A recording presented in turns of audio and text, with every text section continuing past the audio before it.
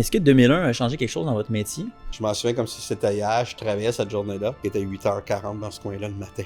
Et il y a beaucoup de pompiers de Montréal qui ont été aidés là-bas. Il y en a 344 qui sont morts cette journée-là. Ton frère d'armes meurt à côté de toi, t'as pas le goût de travailler le lendemain. Un des points qui est le plus dur, c'est que ton regard croise celle de la victime. Mais ce regard-là, tu ne l'oublies jamais. C'est un regard d'espoir aussi, j'imagine? C'est un regard, oui, d'espoir. Imagine-toi que tu es en train de mourir. Tu restes juste une fraction de seconde pour essayer de dire à la personne, regarde, je suis là, viens me chercher ou aide-moi à sortir, donne-moi un coup de main. C'est ce regard-là qui est tellement intense que souvent qu'il peut venir, qui vient te hanter dans certaines nuits. C'est quoi les protocoles terroristes que vous avez développés? Dans les métros, les gaz. C'est souvent un terroriste peut arriver puis mettre un gaz sarin, entre guillemets. Là. Okay. Ça, c'est un gaz qui te tue? Automatique. Métro Berry, qu'on a sorti tellement de monde, là, c'était l'enfer. Le monde sortait puis tombait des bouches de métro. Là. Je marchais dans Montréal, puis personne ne pouvait rentrer dans le métro. Il y avait des pompiers partout autour, tout était scellé. Ouais, ça, c'est souvent, mettons, une personne qui a un suicide. Une tentative de suicide. Ouais. What's up tout le monde, bienvenue dans un nouveau podcast avec vos deux animateurs préférés qui sont Alexandre et Rémi. et Rémi. Bienvenue sur le podcast cette semaine. On est à l'épisode combien, Alex? 101 si les maths, parce que on a des épisodes filmés d'avance et tout ça. Donc je crois 101. 101. Vous le verrez sur YouTube. Ça va être vous les maîtres pour en juger. Aujourd'hui, on a un commentaire qui nous vient de Juliette Bergeron, 5778, qui nous dit « J'aime beaucoup écouter vos podcasts. C'est vraiment intéressant de pouvoir en apprendre sur différents corps de métier, situations particulières, faits surprenants, etc. Si jamais vous avez la chance d'interviewer un agent de la faune, je crois que le podcast pourrait être franchement intéressant et pertinent. Quand même cool. Merci du partage. » Ouais. Donc, agent de la merci à faune. toi. On une note. bonne idée. Ouais, on note le sujet, c'est une bonne idée. C'est noté. N'hésitez pas à nous proposer des idées de podcasts, de sujets. On en reçoit beaucoup en DM, mais dans les commentaires, c'est cool. Puis comme ça, on peut voir si les gens approuvent aussi dans les commentaires. Donc, n'hésitez pas, comme d'habitude, les commentaires, on les lit tous. C'est la meilleure façon de s'améliorer. Constructif, négatif, positif, je le répète à chaque fois. Dites-nous ce que vous pensez des podcasts. Là-dessus, je vous présente l'invité de la semaine. Ça fait longtemps qu'on voulait recevoir ce type de sujet. Donc aujourd'hui, on reçoit un pompier qui a travaillé pendant presque 30 ans au sein du service d'incendie de Montréal. En 2003, il réalise qu'il y a un stress post-traumatique, une réalité qui à l'époque n'était presque jamais nommée dans ce milieu. Je pense que c'est très tabou, tout ce qui est la santé mentale, et c'est vraiment mis de côté. On va beaucoup parler de ça pendant le podcast. Tu as pris ta retraite en 2021 après une blessure à l'épaule, donc à 55 ans. Tu viens de sortir un livre qui s'appelle « L'appel du feu ». Son livre met beaucoup l'accent sur les anecdotes, mais surtout sur le silence et la santé mentale des pompiers. Donc, on va parler principalement du métier de pompier, mais aussi de son livre et de l'impact sur l'humain derrière le métier. Donc, on reçoit Richard Kelly. Salut, Richard salut les gars. Kelly. Bienvenue. Bienvenue. Premier podcast pour Richard aujourd'hui. Ouais. Un petit stress qu'on s'est fait dire. Ah. Un grand stress. Ouais, mettons moyen. Là. Ouais, moyen. OK, bon. On va Dis-toi que tu es assis quantifier. avec deux jeunes, tu sais, puis on est là pour apprendre à se connaître, apprendre à connaître ton métier. Super. C'est plus relax. Ça va être relax. Ben oui, une conversation en boys. Ouais. Qui nous vient des Laurentides. Ouais. Ouais. Un 3 heures de route Ah aujourd'hui. ouais, la route a été assez pénible aujourd'hui avec la tempête. Là. La tempête, exact. Ouais. C'est gentil de t'être déplacé pour nous. Merci beaucoup. Ouais, merci à vous. Et on commence toujours les podcasts. On essaie de les faire le plus possible de manière linéaire, chronologiquement. Donc, on démarre de quand tu étais un enfant, puis on va se rendre à aujourd'hui. Donc, dis-moi, tu as étudié dans quoi, puis à quel endroit? Avant d'être pompier, avant de me diriger pompier, j'étais à l'Université de Montréal en relations internationales. Je m'en allais pour faire du journalisme OK. international. Ouais. Ce qui a un peu rien à voir.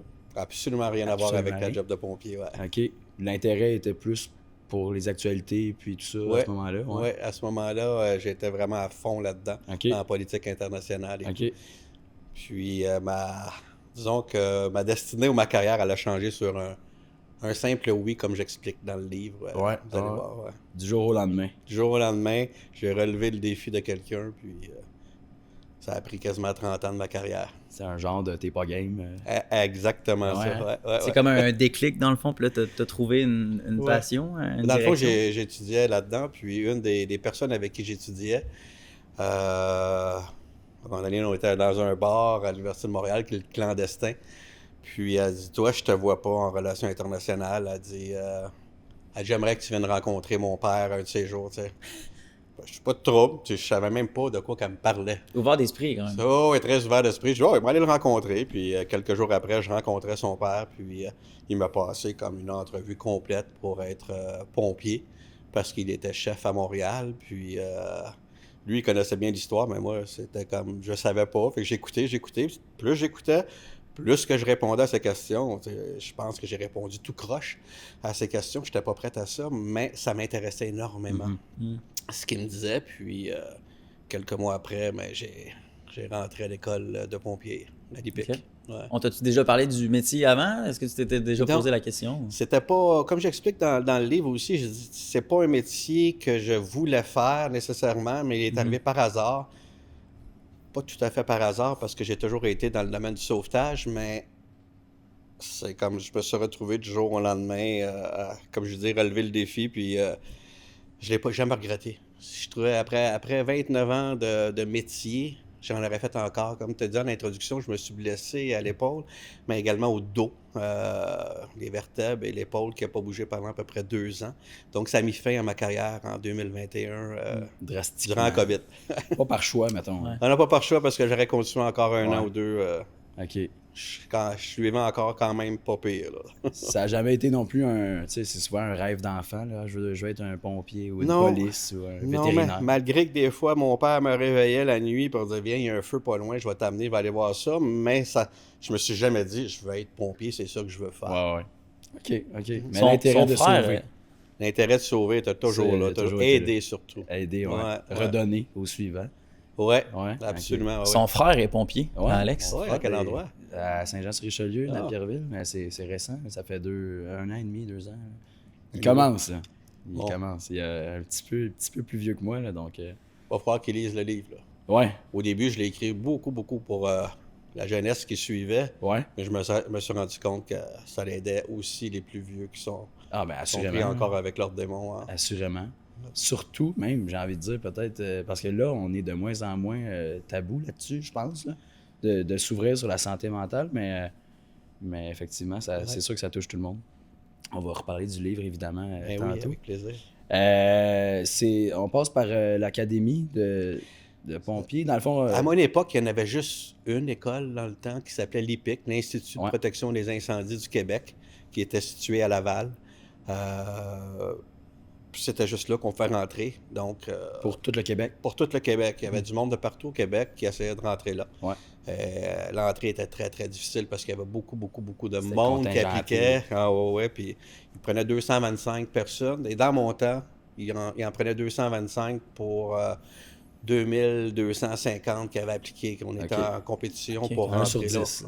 Ouais, 1 sur 10. Ah, Est-ce qu'il manque pas de pompiers au Québec? C'est pas un métier où on a du De besoin? plus en plus, il en manque. C'est une très bonne question que tu poses, Ouais. mais de plus en plus, les gens délaissent le métier, ou surtout les pompiers volontaires. Ils vont de moins en moins se présenter dans les villes pour être pompiers. Donc, ils en cherchent encore beaucoup. Ouais.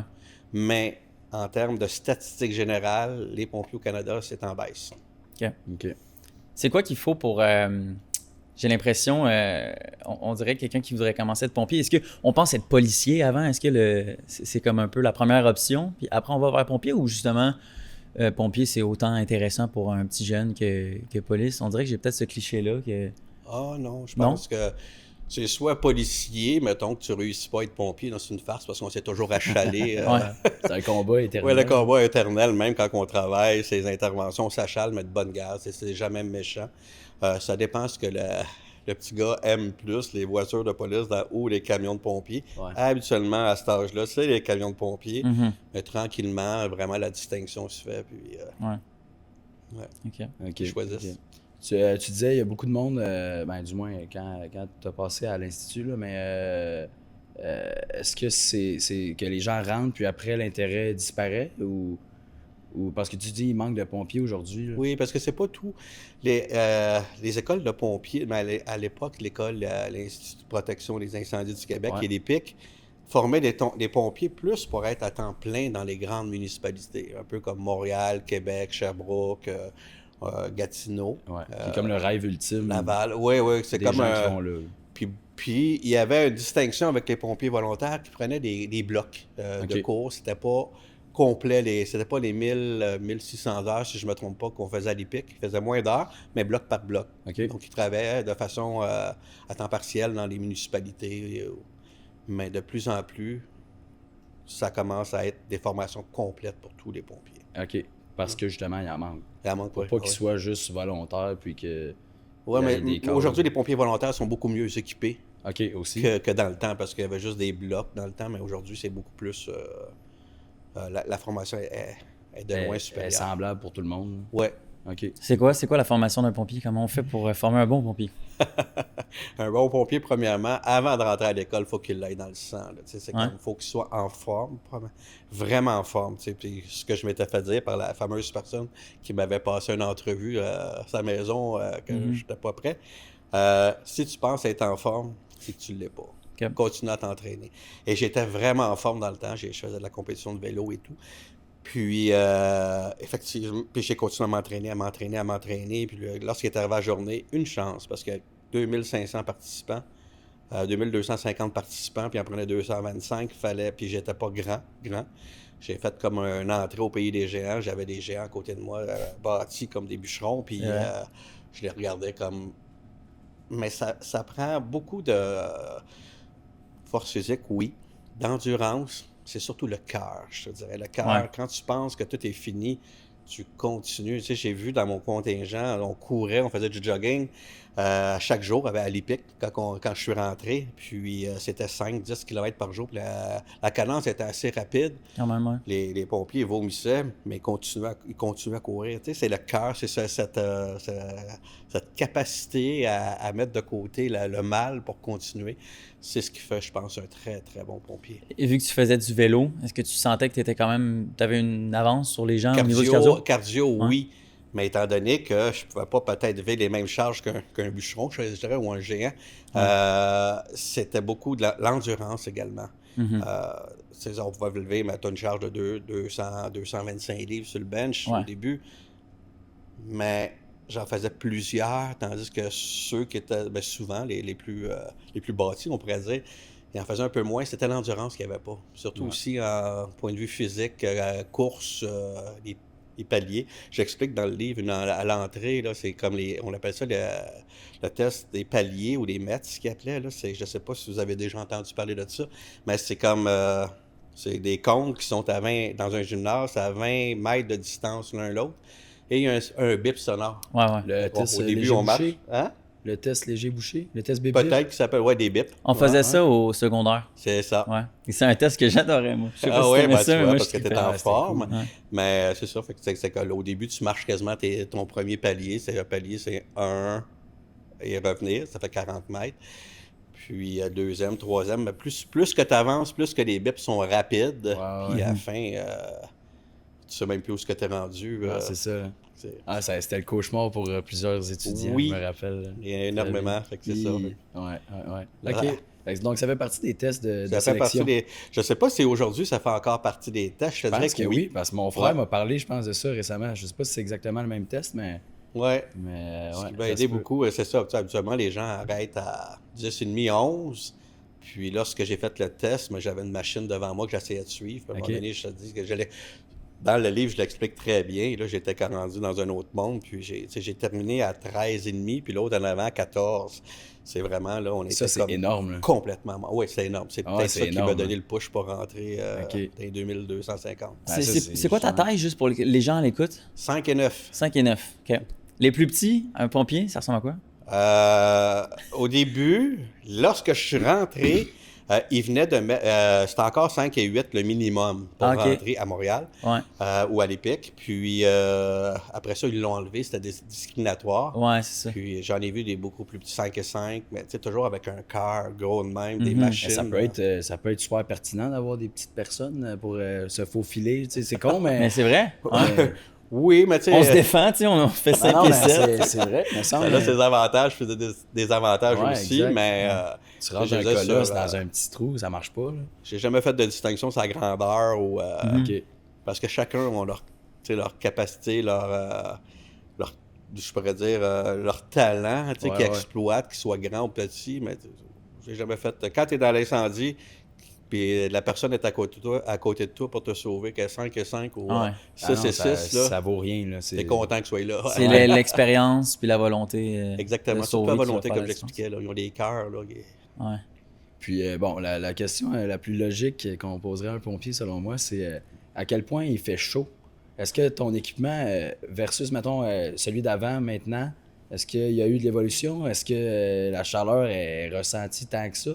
Es-tu comme dans un oui, il y a eu une grosse évolution là-dedans. Ta question est vraiment bonne. C'est qu'au début, lorsqu'on a commencé, on est quand même bien équipé avec le bunker qu'on appelle, l'habit de combat. Tellement bien, des fois, que tu ne sens pas la chaleur. Donc, ils nous ont... Pardon? 0-0. 0-0 quasiment. Là. À côté des flammes. La chaleur, des fois, c'est pas juste à cause des flammes. Des fois, les flammes, ils couvrent, mais la chaleur va grimper tranquillement dans l'appartement. Toi, tu ouvres la porte, tu lui donnes un apport d'air, fait qu'elle revient vers toi. C'est vraiment chaud. Puis il n'y a pas beaucoup de flammes, tu sais. Mais ce que je veux dire, c'est que le bunker qu'on appelle, il couvre tellement bien, c'est qu'ils ont mis un appareil, un détecteur de chaleur sur chaque pompier, qui va te dire, quand il va sonner, ça veut dire que la température, elle atteint un seuil critique. Fait que fais attention, sors, recule, parce qu'on la sentait pas. Puis même quand je suis rentré, nous, on a le casque, puis le casque, on a un couvre-oreille.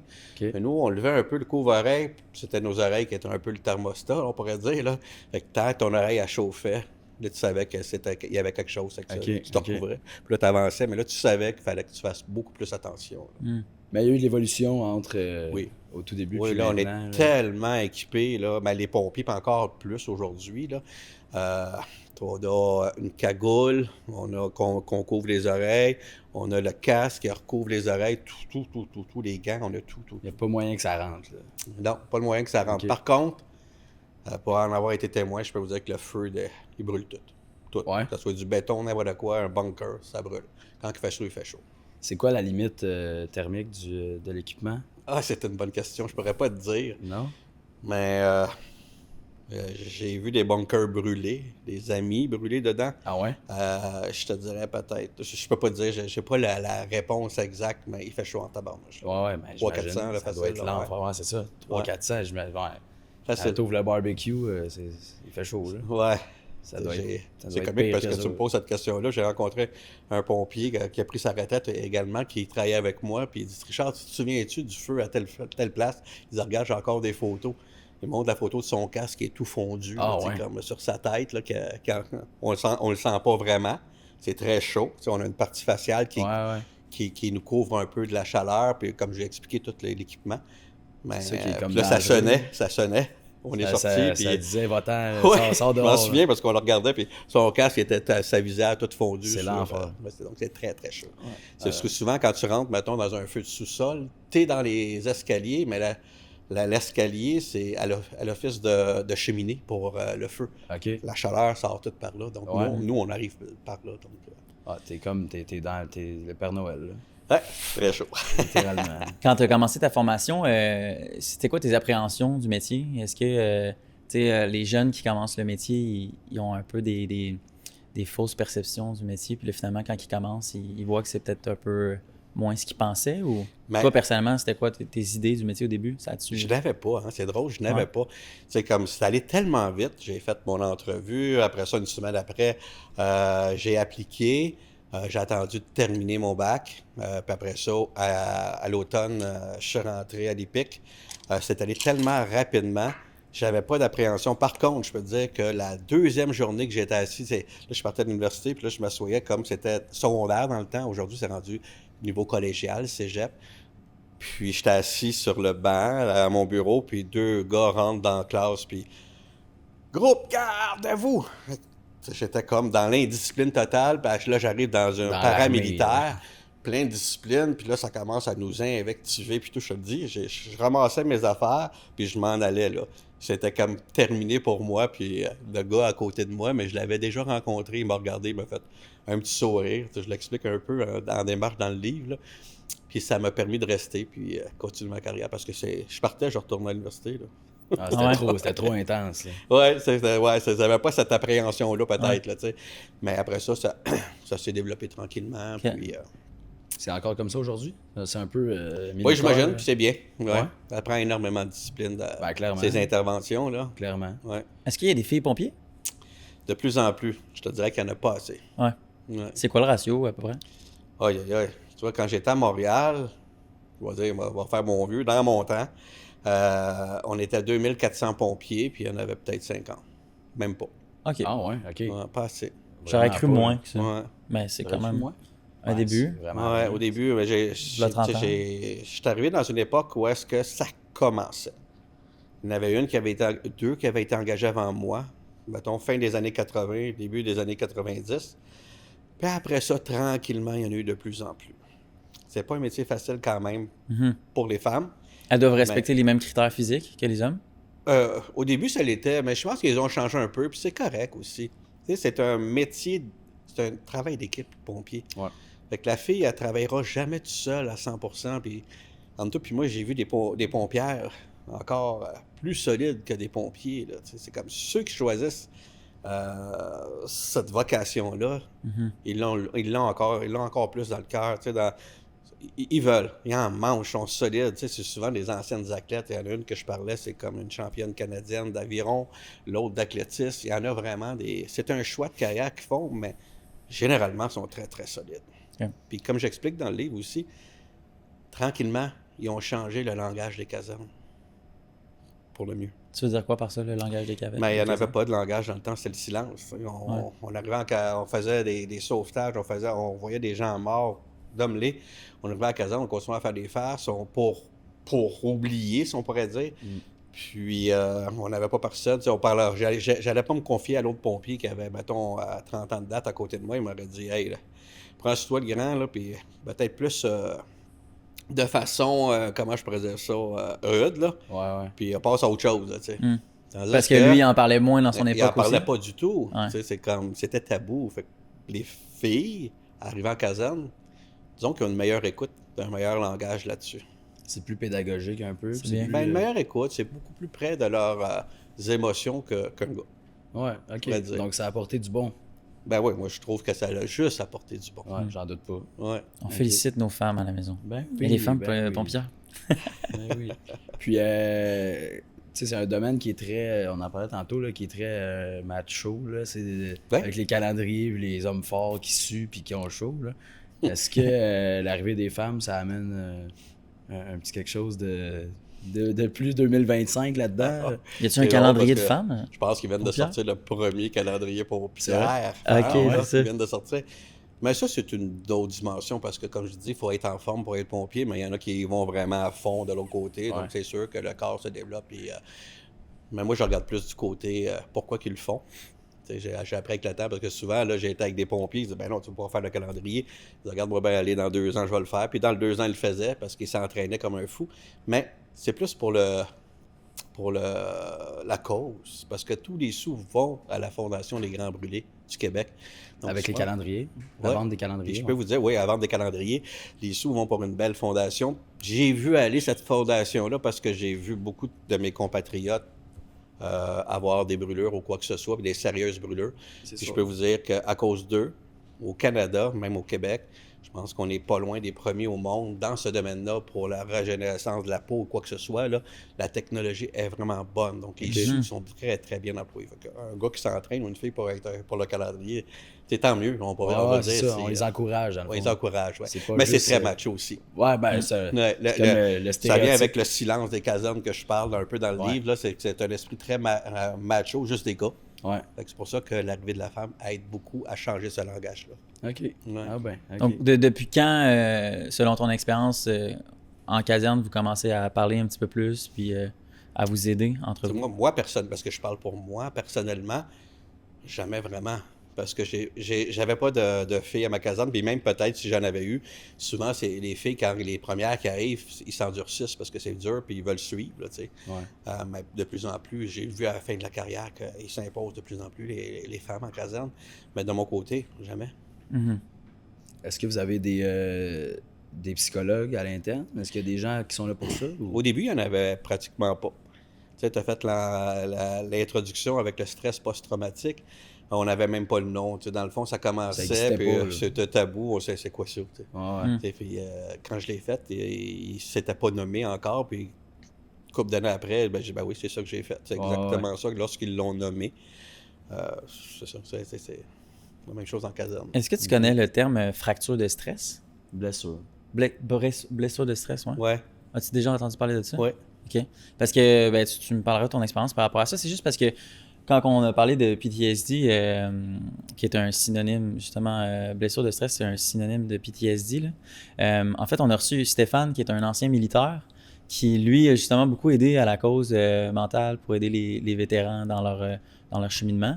Puis, apparemment, ben, ce qu'il a fait, c'est qu'il a changé le terme de PTSD en blessure de stress pour que ça soit plus reconnu, puis qu'il y ait plus d'aide aussi, puis que ça soit moins péjoratif. Tu sais. Ouais. Et en tout cas, à force de faire des entrevues, on fait beaucoup de liens. Puis on a reçu aussi une police scientifique qui, à la fin de sa carrière, a aussi eu des Dépression. ouais, dépression. On a Effectivement, reçu tu vois, une ancienne gardienne de prison qui a vécu Ah. la même chose. Elle a écrit un livre pour s'aider, justement, dans son cheminement, sûrement un peu comme toi. Donc, Mais tu vois, j'essaie de toucher parce que c'est tous des intervenants de première ligne que tu me donnes. ouais. Dans le livre, j'essaie de toucher ça aussi également. Tu sais, j'essaie que ça soit aussi de forme générale, pas juste moi. Au début, je l'écrivais, j'étais égoïste, je l'écrivais pour moi, ça me faisait du bien, puis c'était pas prévu l'écriture. Ça est venu encore comme pompier, un hasard. Puis après ça, j'ai ouvert beaucoup plus parce que on vit tous les mêmes cas traumatiques. Tu sais, je veux dire, même un gars de l'armée, il m'a écrit, il dit, j'ai lu ton livre, il dit merci, il dit, t'as vraiment mis des mots sur mes mots. Il dit, on fait pas le même job, mais c'est exactement ça que je vis également. Tu sais, c'est comme l'émotion, le sentiment, il n'y a pas d'uniforme. Non, Il c'est reste ça. en C'est première un livre ligne. qui parle d'un pompier, mais qui s'applique Ah oui. à n'importe quel... Intervenant de première ligne, puis d'officier même de première encore ligne. là, même à des gens qui ont vécu un traumatisme et qui ne sont pas aucunement pompiers ou quoi que ce soit. Ouais. Quand même dans la rue, tu vois quelque chose qui peut te traumatiser également. Là. Ah, c'est J'essaie ça un peut peu être d'aider autant là-dessus. quelqu'un qui était sur les lieux puis qui était good, mais la personne à côté se faisait sauver, puis ça reste, là, clairement. Ça... Énormément. Ah ouais. Énormément. Est-ce que l'aide des pairs, c'est quelque chose qui est présent? Est-ce que le vétéran il amenait beaucoup ce système-là là, qui disait que c'était comme un des meilleurs systèmes pour aider les anciens vétérans à sortir un petit peu plus leur trauma? Tu sais? Tu parles peut-être post-retraite ou Ouais, durant? Parce que durant, on se parlait pas beaucoup là-dessus. Je pense que lui, c'était On plus est- post-retraite, mais... On ouais. effleurait un peu le sujet. Post-retraite, j'en ai pas. Ok. J'ai des amis, on se parle, mais tu sais, on va pas se dire « Hey, t'en souviens-tu, cette intervention-là? » ou quoi que ce soit. Là, tu sais. Mais en écrivant le livre, j'ai fait appel à tous ces amis-là parce que des fois, comment je pourrais dire ça? La mémoire, j'ai oublié des choses, je les appelais. Hey, comment ça s'est passé exactement, l'intervention? Puis là, on faisait un débriefing, on pourrait dire, de l'intervention, puis tout. Pour pas dire n'importe quoi. Puis là, on se disait, on n'a pas été fort, hein, au point de vue psychologique. Là, Ah Tu sais, ouais? l'intervention avait bien été, là, mais au point de vue psychologique, on l'a banalisé. 1, 2, 3, 4, mais quand tu es rendu à des centaines d'interventions après ça que tu banalises, c'est que... Ah, tu les accumules. Tu les accumules, puis c'est Ils là sortent que- pas, là. Ouais, tu as besoin de l'extérioriser, mais ça peut sortir n'importe comment. Ouais. Ça peut sortir en écrivant, Ouais. quand tu es plus chanceux, ou choc, stress post-traumatique, ou pire, suicide. Ouais. Tu en as vu aussi. Énormément, mon meilleur chum, C'est vrai? pompier, ouais. Un collègue de longue date Un collègue de longue date. qui a Il est eu... parti un soir chez eux, puis le lendemain, on travaillait, jamais revenu. Est-ce que tu t'en doutais?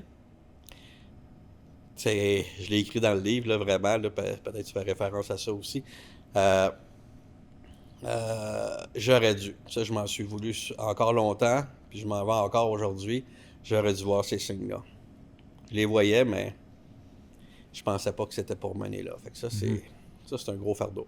Et toi qui l'as vécu de proche, pour quelqu'un qui écoute, c'est quoi les signes qui peuvent être alarmants? Chaque personne, parce que j'en ai eu plusieurs, là, mais je fais toujours référence à mon meilleur chum, là, parce que j'avais du fun avec. On faisait tout ensemble au début, là, les activités à l'extérieur, à la caserne, on avait vraiment du plaisir. C'est une forme de dépression lente, je pourrais te dire. C'est que tranquillement, ouais, il est moins patient, il va te répondre des choses, il va changer sa façon d'intervenir sur un incendie. Tu sais, quand on intervient sur un incendie, chaque pompier a sa place et tout, mais ben là, whoop, il n'était plus à sa place ou quoi que ce soit. Puis, disons que le cerveau ne suivait plus le corps. C'était des signes que je décodais peut-être pas dans le temps, mais aujourd'hui, je les vois clairement. Avec du recul. Avec du recul, oui. Puis c'est ça, il était comme désorganisé, il était un peu perdu. Un peu plus, il était moins patient avec nous, il embarquait moins tu sais, il s'isolait tranquillement. Là. Il avait perdu son intérêt un peu. Ouais. Comme j'explique dans le livre, ce samedi-là, on avait eu une intervention, c'était quand même assez dur, j'avais failli quand il passait. Puis le lendemain, je l'attendais pour qu'on se jase dans le caisseur, parce que c'était trop... L'intervention n'avait pas bien été. Il fallait en parler. Là. Ouais, fallait en parler, puis j'ai jamais eu la chance. Ouais. Puis, si c'est pas indiscret, l'intervention en soi, c'était quoi? Clairement, c'est marquant. Oui, c'est marquant, c'est un feu sous-sol, mais comme je l'ai expliqué tantôt, là, quand on descend, on est dans la cheminée. Là. Ouais. Puis quand on est rendu en bas, ben, on est vraiment dans le foyer. Là. C'est comme encore plus chaud, il fait chaud. Ouais, puis il y a un backdraft là-dedans. Là. Un quoi? Un backdraft, ça veut dire un retour de flamme un peu. OK. Fait que j'avais le jet, j'ai revolé, j'ai perdu complètement le sens d'orientation, on était une gang. Donc là, tu sais plus où la sortie. Ma bouteille, elle sonnait, ça veut dire quand ta bouteille sonne, t'as plus d'air. Tu cherches par où sortir, tu le sais pas. Puis là, t'entends les autres crier de moins en moins parce que là, ma bouteille sonnait, ça veut dire que j'ai moins d'air dans ma bouteille. Et dans mon masque, j'ai de moins en moins d'air. Moins que le son voyage avec quoi? Il voyage avec l'air. Fait que j'avais beau crier, dire aux gars, « Hey les gars, vous êtes où? C'est pas où quoi? » Le son sortait plus, c'était... Jusqu'à temps qu'il y ait une main qui touche la mienne puis qui la mette sur le jet qu'on avait. Fait qu'un coup, tu as le jet, c'est correct. Là, j'avais 50% de sortir de chance. J'avais plus d'air, je respirais quasiment plus. Puis j'ai décidé de prendre la droite. Si j'avais pris à gauche, j'étais mort. J'ai pris à droite. Au hasard. Donc, au hasard. Parce que je savais pas j'étais où. Puis là, j'ai réussi à sortir, monter les marches. Je m'en souviens, il y avait des pompiers dans les marches. J'ai fait un abat comme au bowling parce qu'il fallait que je sorte. Là, je suis arrivé en haut, ils m'ont sorti, tiré le masque. Fait que c'était vraiment dur. Ouf. Fait que ils disent non, t'arrêtes, tu y retournes pas. Fait que non, tu me remets une bouteille, on y retourne. Fait que c'est comme... Quand on dit le cœur est là. Le cœur est là, il était là, le cœur, puis l'orgueil aussi. Ouais. Fait qu'après ça, ben, on a terminé l'intervention, puis c'est ça. Ça va pas bien été. Ouais. Je trouve qu'il était pas à sa place à des fois, puis peut-être que moi aussi, mais il fallait qu'on se parle pour mettre ça au clair, parce que tu n'as pas de marge d'erreur quand tu es sur un incendie. Ben, vraiment pas. Il faut vraiment que tout le monde soit là. Ouais. C'est des procédures aussi. Ouais. Fait que c'est ça. Fait que j'ai jamais pu y parler. C'est l'enfer. Mes condoléances. Merci. C'est sûr que c'est pas hier, mais voilà. C'est pas grave, c'est comme si c'était hier. J'en doute pas, c'est ça. Ouais. J'assume clairement avec ce que tu viens de raconter que souvent on voit rien dans les flammes. Ou à quel point on voit. J'ai ma main ici, je la vois pas. OK. Donc tu t'aventures dans le vide. Ce qu'on voit dans les films. Ouais, c'est ça. C'est des feux qui sont très aérés, puis que le feu sort par la fenêtre. Ouais. Mais généralement, nos feux, on les pogne, entre guillemets. Il n'y a pas de fenêtre de brisée, il n'y a pas de fenêtre ouverte ou quoi que ce soit. Là. Le feu il est directement dans l'appartement, pas aéré. C'est pour ça souvent vous allez voir les pompiers faire des trous sur les toits ou quoi que ce soit pour créer une cheminée, tirer la fumée, puis la chaleur vers le haut. Ça fait une cheminée artificielle, un peu, je pourrais dire. Mais dans un feu, je vois pas ma main. OK. On avance à tâtons. C'est pas ton sous-sol, là, tu le connais pas par cœur. Je connais pas du tout. Là. C'est tout le temps nouveau. Là. C'est ça. Puis quand il y avait eu le backdraft dans le sous-sol, on l'a revolé, on verrait peut-être quoi. Je te dirais peut-être une dizaine de pieds vers l'arrière, puis c'était un nettoyeur, tu sais, puis il y avait tout son linge chez Sport, fait que là, t'es rendu là-dedans, puis tu sais pas t'es où, du tout. Le backdraft, c'est vraiment comme une explosion, si on veut, là, de... Oui, c'est une explosion dans le sens, C'est quand le feu couvre, il est très chaud, dans un sous-sol surtout, très très chaud. Ça fait longtemps des fois qu'il couvre. Puis là, en rentrant, en faisant le trou, en ouvrant la porte en haut, tu lui donnes ce qu'il a de besoin pour le réanimer, mettons. Là. OK. Puis, tu sais, nous autres, on voyait les flammes un peu. Des fois, là, tu vas voir les flammes bouger à travers la fumée. Là, tu dis, OK, c'est là, t'arroses. Ouais. Mais c'est ça, là, on a arrosé. En arrosant, mais dans le jet, avant que l'eau sorte, il en reste tout le temps plein d'air. Là, OK. Fait qu'on lui a donné. Puis lui, il l'a pris, puis il a fait Pouf! Ah, ouais. C'est là que t'échappes le boyau, t'échappes tout. Ben là, ça a fait comme... ça a tremblé, là. Boum! Ah, ouais. Ouais, c'est ça. Ouais. Ça doit être, ouais. ça doit être assez effrayant. C'est là que je l'ai échappé. On l'a tout échappé, d'ailleurs. Ouais. Dans ton livre, tu parles de ta première intervention. C'est écrit que tu n'es pas devenu pompier dans les flammes, mais dans le regard d'une victime qui s'accrochait au vôtre. Ça veut dire quoi, ça?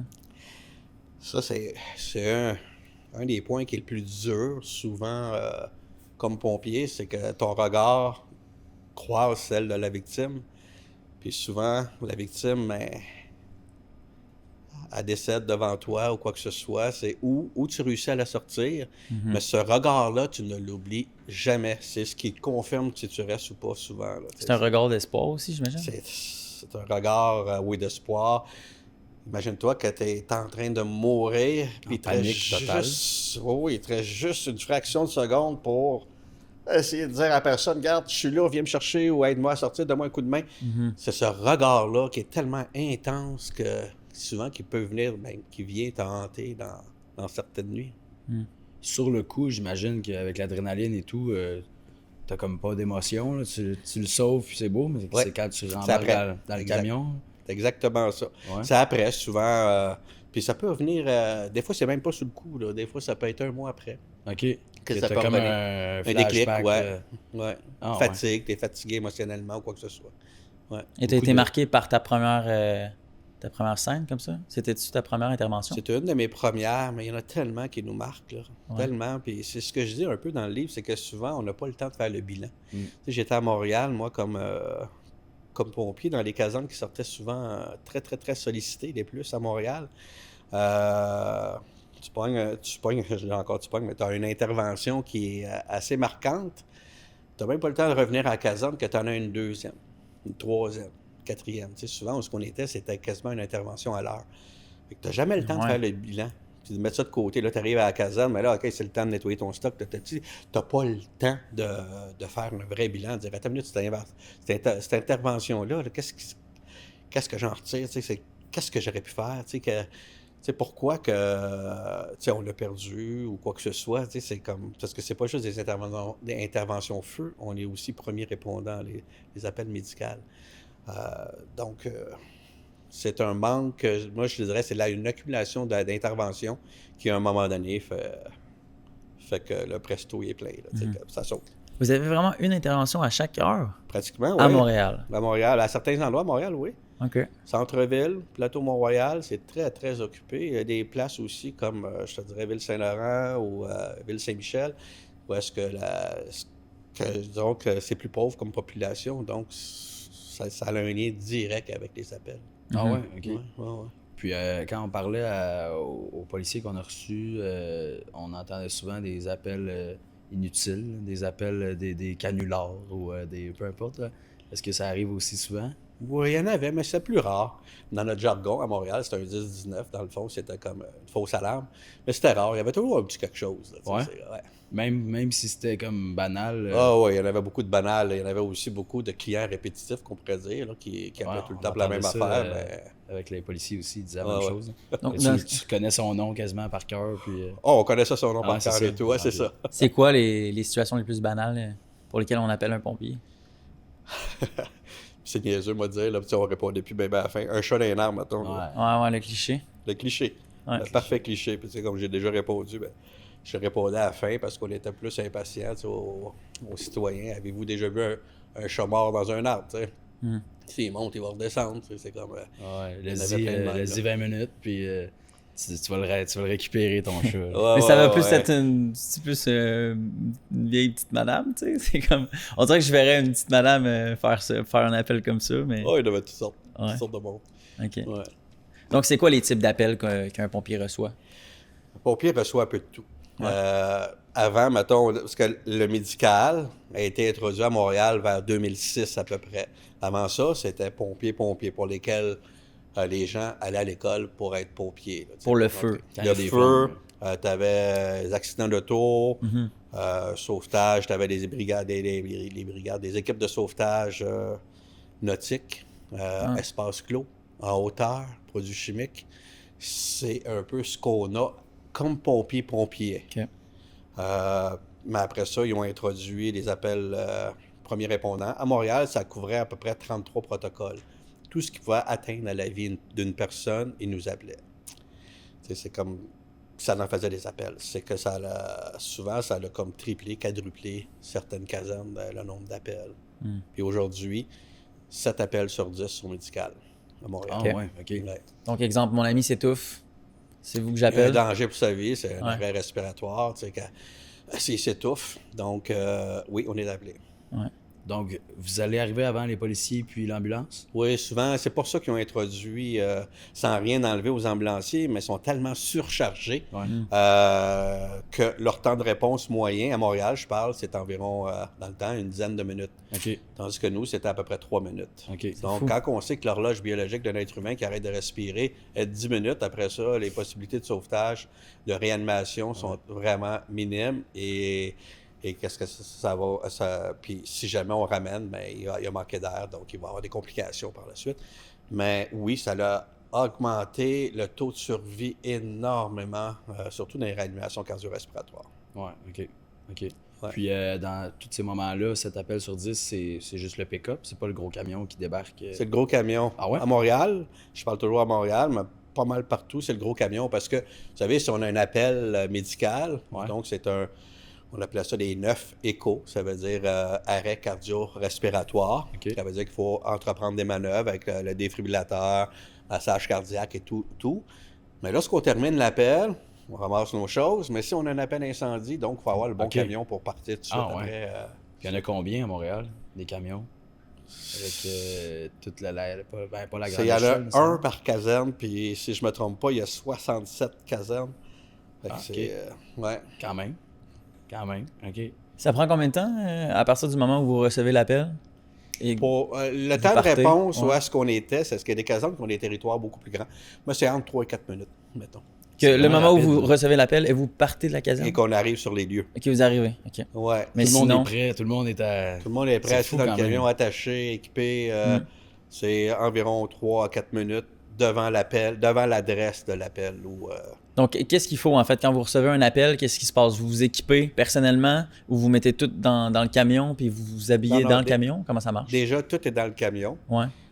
Mettons, la vie d'un pompier, mettons que je rentre le matin à 7 h le matin, je remplace déjà une équipe qui était là avant moi. Aujourd'hui, c'est rendu des horaires 24 heures. Ça faisait l'équipe avant moi à travailler 24 heures, termine à 7 h le matin, donc leur camion devrait être en ordre. Mais pour être sûr qu'il soit en ordre, moi, je vais aller tout vérifier le camion. Je vais refaire l'inventaire du camion, tous les outils pompiers et les trousses PR qu'on appelle, qui sont les premiers soins. C'est le DEA, si la batterie est correcte. Tout le kit, je vais tout vérifier. Si on a des pipennes, tout, c'est correct. Puis, on commence notre quart de travail comme ça. Donc, on vit dans la caserne, on a un appel, on descend la pôle, le bas, ou on s'en va direct au camion, on s'habille, on part à l'appel. On revient de l'appel. Si on a utilisé des choses, des outils, ou si j'ai utilisé un épipène ou quoi que ce soit, j'ai un rapport à faire et tout, et je dois remplacer l'épipène dans le camion. Donc, c'est toujours à 100% optimal, l'équipement, ces camions. OK. Tu dis que c'est des 24 heures maintenant, mais si je travaille au Tim Hortons puis mon chiffre finit à 5 heures, je m'en vais à 5 heures. Toi, si t'as un call 5 minutes avant la fin, c'est-tu de l'overtime? C'est de l'overtime qu'on va, ouais, c'est sûr. Si, mettons, j'ai un feu, on va dire 7h moins 5, on quitte sur le feu, c'est sûr, on peut pas attendre à 7h pour que l'autre équipe rentre. Tu dis pas, C'est ça. Puis, par contre, c'est tellement bien fait où est-ce que j'étais. c'est que les chefs qui sont là, ils vont appeler la relève. Ça veut dire que ceux qui sont rentrés à 7 heures vont se préparer, ils savent qu'il y a un feu. OK. Aussitôt qu'ils peuvent, il y a un véhicule qui va passer, venir les chercher, va les amener au feu, puis ils vont nous remplacer. Ah ouais, OK. Ouais. Fait que ça dure jamais longtemps, peut-être OK. une heure, deux, trois. Un petit overtime. Ouais, un petit overtime. Tu manques ouais. pas ton souper, là. Tu manques Oh, pas, ben, qui est nécessaire, ça. Ouais. OK. Ah ben. Je te pose la question parce que je t'ai entendu en parler un peu dans une entrevue, mais vous étiez à risque, ou je sais pas si maintenant vous l'êtes encore, mais tous les produits chimiques, votre peau est un peu en contact, même si vous avez un suit. Est-ce que c'est encore le cas? Ah, Vous avez beaucoup de problèmes. je vais te de parler maladies jusqu'en en accès? 2021. Je sais que présentement, c'est encore une grosse polémique. Ouais. J'ai appris, après ma retraite, que nos habits de combat, les fameux bunkers qu'on avait, aussitôt qu'ils étaient humides, fait que ça vient humide tout de suite. Un, tu sues comme pas possible à l'intérieur de ton bunker. Et deux, tu joues avec l'eau. Fait que, soit qu'un collègue t'arrose, un plafond qui dégoûte, tu es tout le temps dans des environnements qui sont viciés, on pourrait dire. Ton bunker prend l'eau, mais là-dessus aussi, tu as toute la fumée. La fumée secondaire ou la fumée directe que tu as direct de l'incendie, qui est absorbée par ton bunker mouillé et ça rentre dans tes pores de peau directement. Tous les molécules. Vous en avez vu l'impact sur la santé des pompiers? Ou? Oui, je parle un peu dans le livre en introduction que le nombre de cancers au niveau pompier est extrêmement élevé, voire le double de la population générale, quasiment. Puis, tranquillement, je sais qu'à Montréal, puis partout à travers le Québec, ils travaillent très fort, les syndicats, on peut dire, pour faire reconnaître des cancers en maladies professionnelles, et de plus en plus, il y en a. Il en manque encore, mais ça va bon train, de ce côté-là. Là. Okay. C'est pulmonaire. J'imagine ça. C'est pulmonaire ou dermatologique. Ou... Oui, ça peut être tout, prostate ou quoi que ce soit. Aussi. Ça dépend un peu c'est quel genre de cancer que tu as. Mais je sais que si j'attrape présentement, même après ma retraite, un type de cancer qui est accepté, mais je tombe directement dans le système là, pour les traitements. Pour avoir des traitements, puis j'imagine pas un dédommagement, mais comme Ah, ça, je sais pas. un financement quelconque, je peux pas te dire, comme une assurance un peu. Là. Ouais. OK, bon.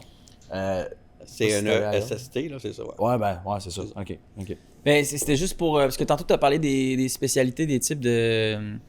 Ben, je sais pas si c'est des spécialités, mais toi, as-tu travaillé juste en ville ou tu as déjà travaillé en mer? Tu as déjà travaillé dans les airs? Je sais pas les types de... J'ai type de spécialités qui sont hazmat, qui sont les produits chimiques. C'est certaines casernes qui les ont.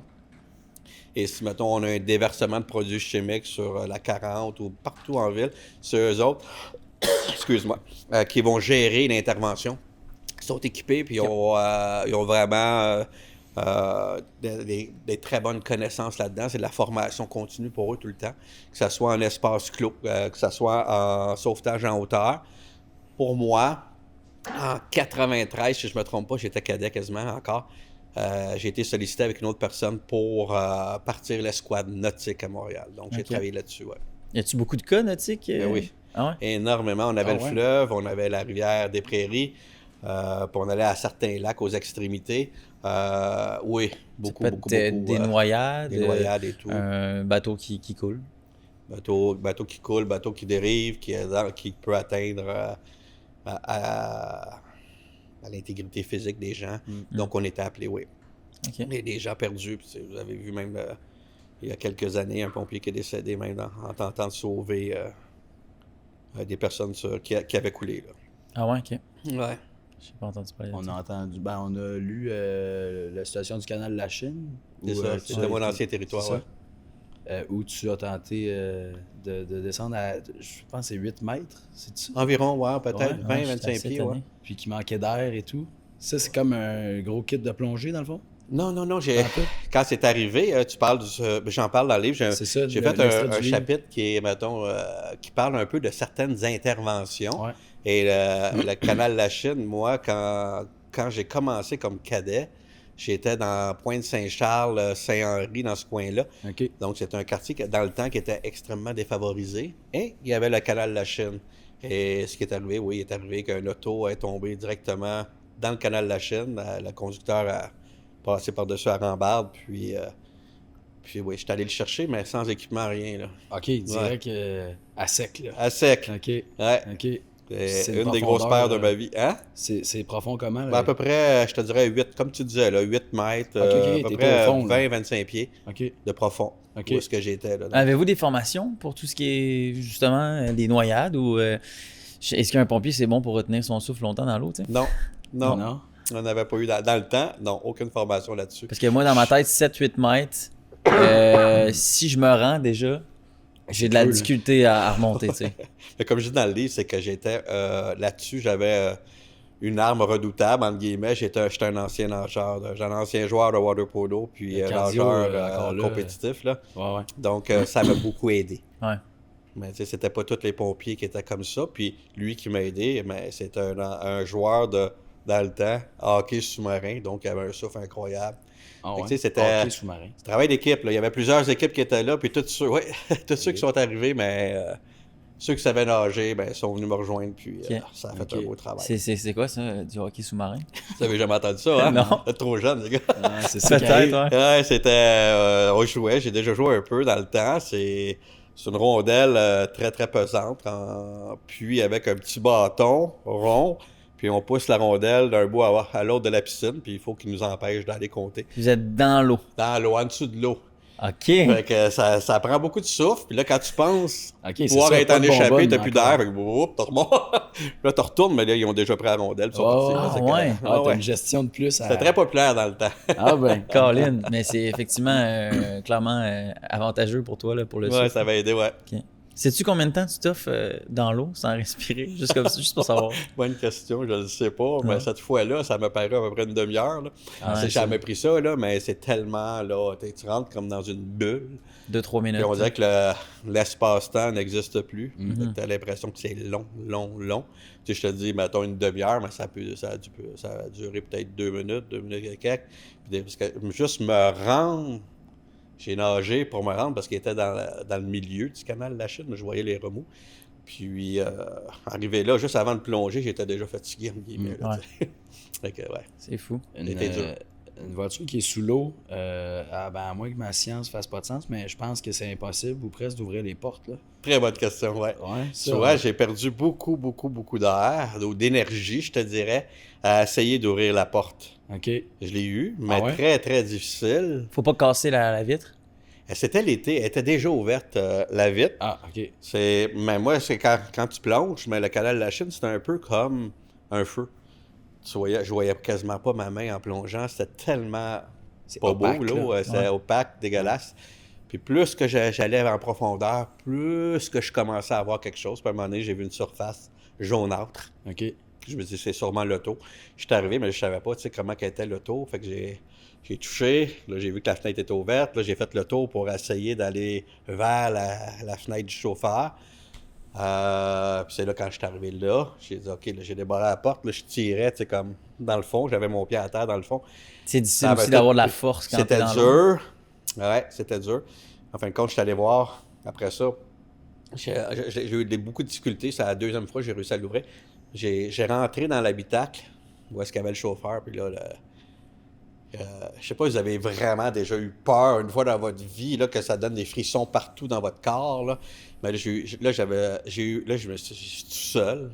Il n'y a pas personne d'autre qui peut m'aider. Puis t'as-tu tout Puis ton lui- kit super lourd? Non, Non, j'étais juste en, Ok. en chemise et en pantalon. Ouais. Chemise, Puis là, j'avais puis peur que la personne à l'intérieur du véhicule m'agrippe parce que là, j'ai vu les yeux qui me regardaient Ouais, de même. OK, là. OK, OK. J'ai eu peur. De Là, détresse. j'ai dit, si m'agrippe, j'ai plus d'énergie, j'ai plus de force. Puis tu sais, des fois dans les films, on voit un petit peu d'air qui reste dans l'auto. C'était-tu le cas ou c'était complètement... Ah, j'ai pas vu ça parce que Ouais. c'était trop. C'est des trop fois quand t'es opaque. dans l'eau. C'est comme si je travaillais avec une ombre jaunâtre là, tout le Ah, temps, tout ouais. le temps. Là, tu sais, que j'ai pas pu voir. Fait que contre mon chum, lui qui faisait du hockey sous-marin, il est venu me rejoindre. À deux, je tirais à la porte. Lui, il est rentré. Il est allé, moi, je le tirais, mais j'étais pas capable. Il bougeait pas. Fait que, on a réalisé après qu'il était attaché. Là, il a fallu passer par-dessus lui, aller le détacher, le tirer, puis le monter. Puis il y avait Et encore du boy. souffle. Lui, lorsque mon chum me l'a donné en haut, moi j'étais à la surface, on venait de remonter, il respirait plus, puis il y avait plus de pouls. Fait que j'ai commencé à faire le bouche à bouche en nageant, en m'en venant vers le bar. Quand je suis arrivé au bar, un pompier l'a ramassé et ils l'ont mis sur le sol, puis ils ont fait les réanimations. Pendant ce temps-là, nous, on est retourné. Là, on a pris notre équipement de feu, masque, bonbonne, pour plonger. À ne pas faire, c'est pas recommandé, mais on pensait qu'il y avait encore des gens dans le véhicule. Fait que OK. c'est- Pour un double check. Pour être certain, ouais. OK. Il n'y en avait ouais. pas, en fin de compte, mais c'est ça. Ouais. Là, de bord, je comprends pas la science de pourquoi c'était compliqué d'ouvrir la porte s'il n'y avait pas la pression de l'eau, si la fenêtre était ouverte. La fenêtre était ouverte, mais quand tu essaies d'ouvrir la porte, ta pression, elle pousse la porte. La porte, elle refermait Mais toute seule. la fenêtre était ouverte, donc il y avait de l'eau en dedans aussi. Ouais. Puis il y avait quand même une pression. Ah ouais, ouais. OK. Ah ouais. OK. Faut que tu Ah tires vraiment, là, comme je te dis, j'étais à côté puis je tirais, là. Mais tu as quand même une pression d'eau globale qui pousse quand même. Ah ouais. Ah, ça doit être... encore là, tu peux pas te préparer. Là. Non, c'est C'est- comme t'as je dis pas, dans le livre, c'est dire ça, ils t'enseignent pas ça à l'école. Ça Non, vient non. tout seul, mais puis tranquillement, ça s'en vient à l'école parce qu'ils ont vu tellement d'autres choses. Là. Mais dans mon temps, ça s'était pensé. Dans ton C'était- livre. Ouais, excuse. Il fallait que tu l'ailles dans. Fallait que tu ouais. l'ailles dedans. Là. Fallait que ça aille vite ici là, Ouais, pour ouais, ouais. trouver une solution. Ouais, ouais.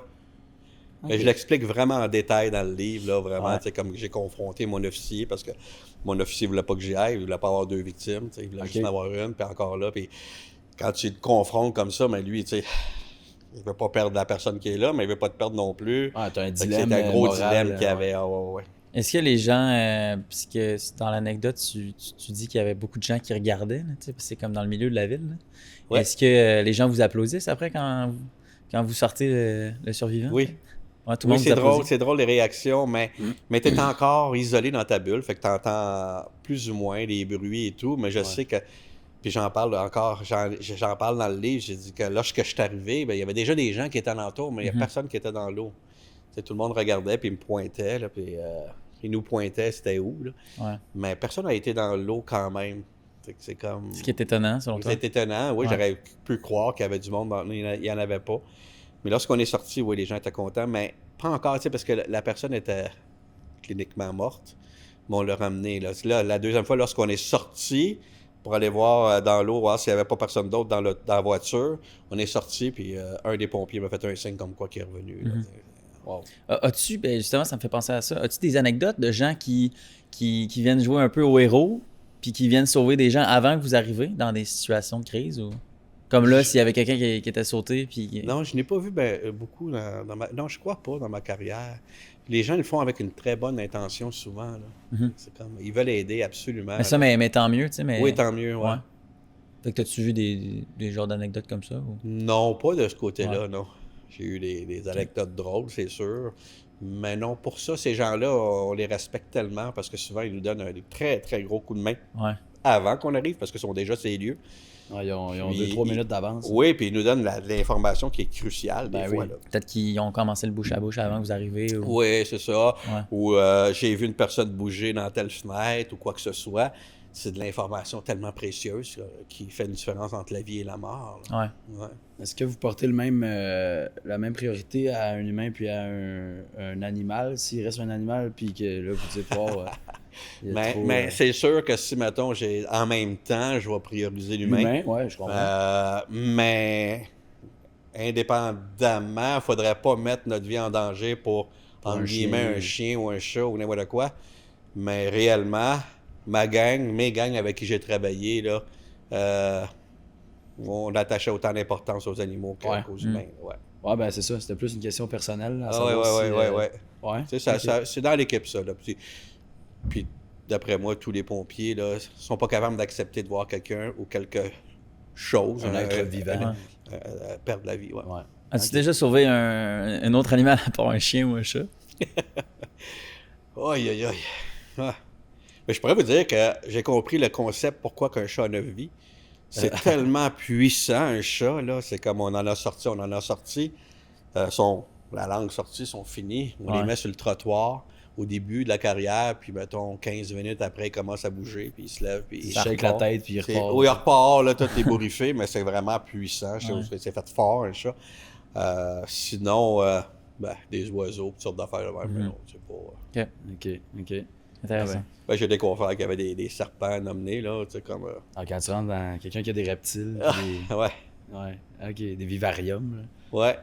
Ah ben, ok. C'est drôle que vous mettez une importance à tout ça. Ben, c'est cool. Vous avez quoi comme outil dans le camion? Tu parlais qu'il y avait beaucoup de matériel tantôt, là. Vous pouvez faire quoi avec ça? Mais c'est surtout des outils qui vont nous aider au point de vue incendie. Ouais.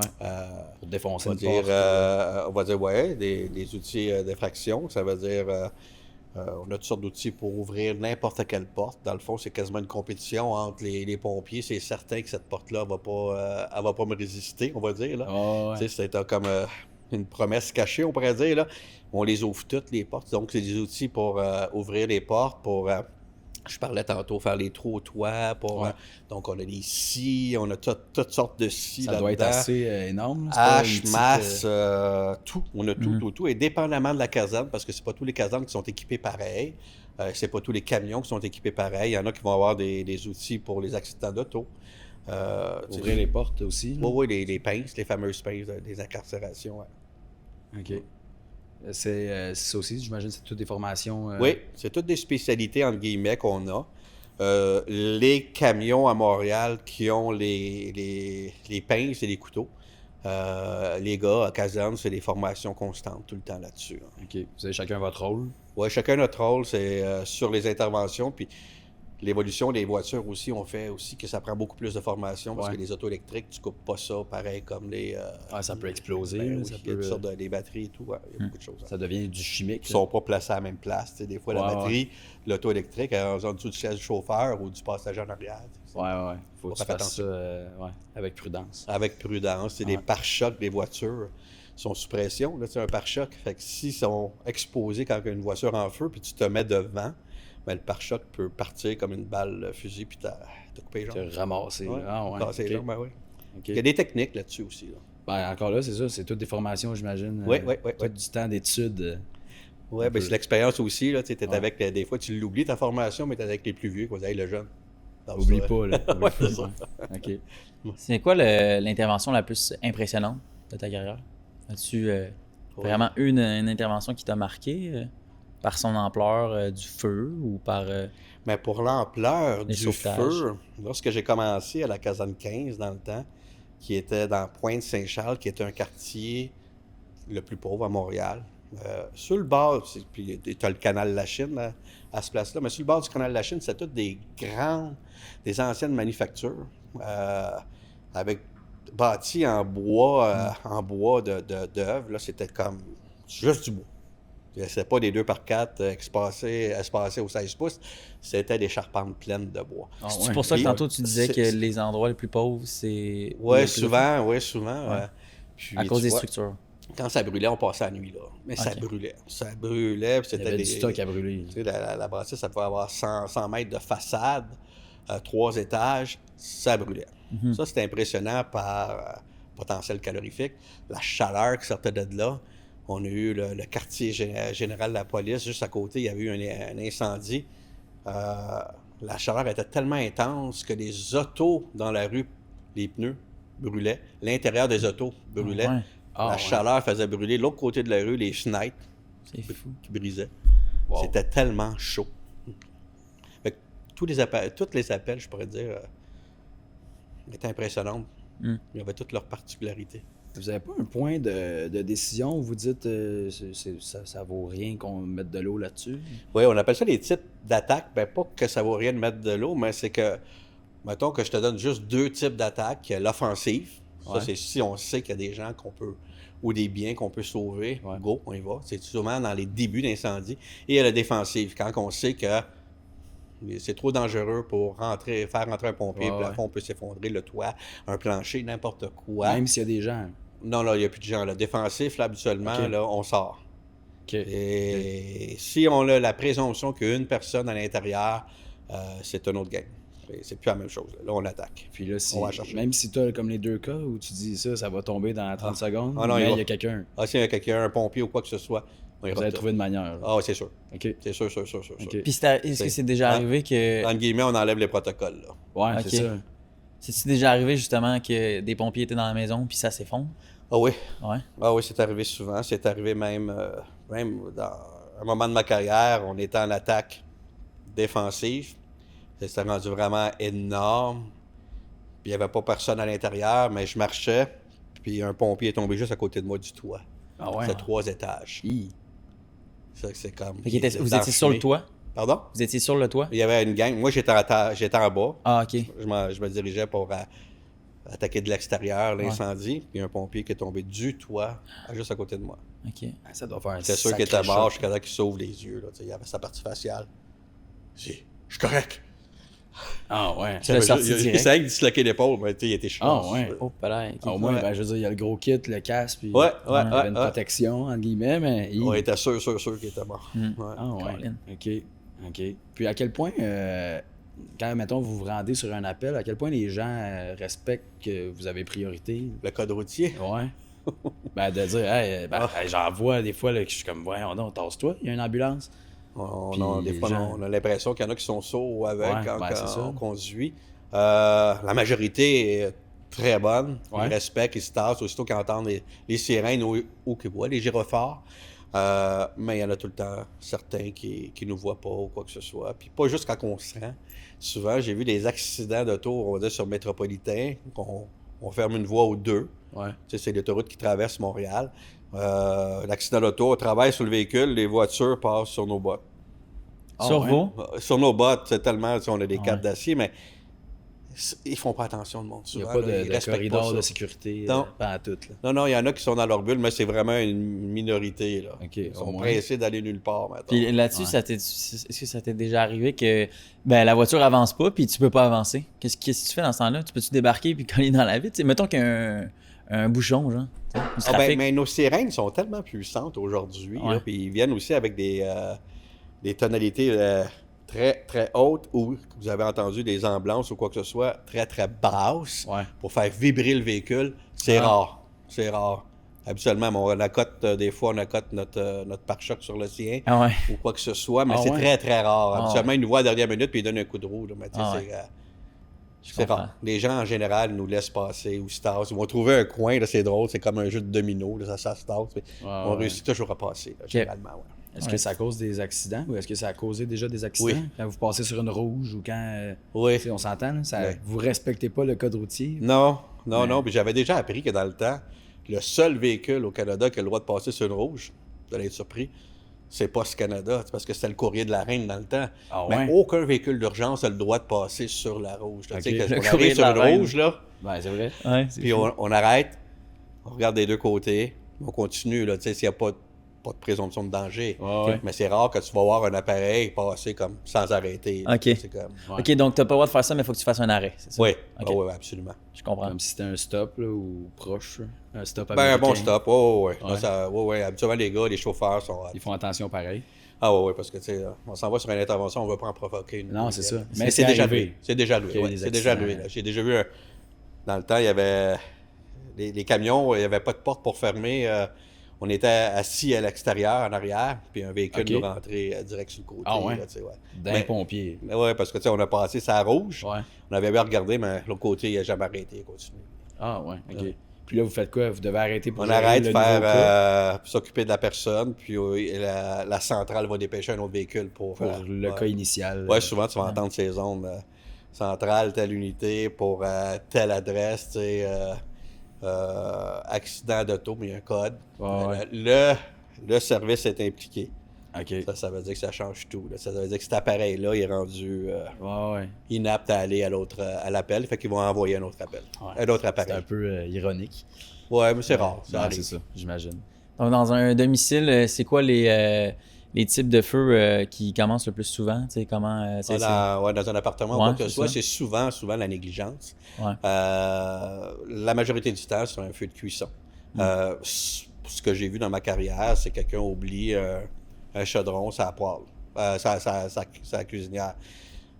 Souvent, les gens, mettons, ils sortent le soir, quoi que ce soit, ils arrivent tard dans la nuit, mettons 11h, minuit, 1h du matin, ils ont faim, ils vont se faire quelque chose, ils ont bu, ils vont se coucher, ils vont juste s'asseoir, puis ils vont s'endormir.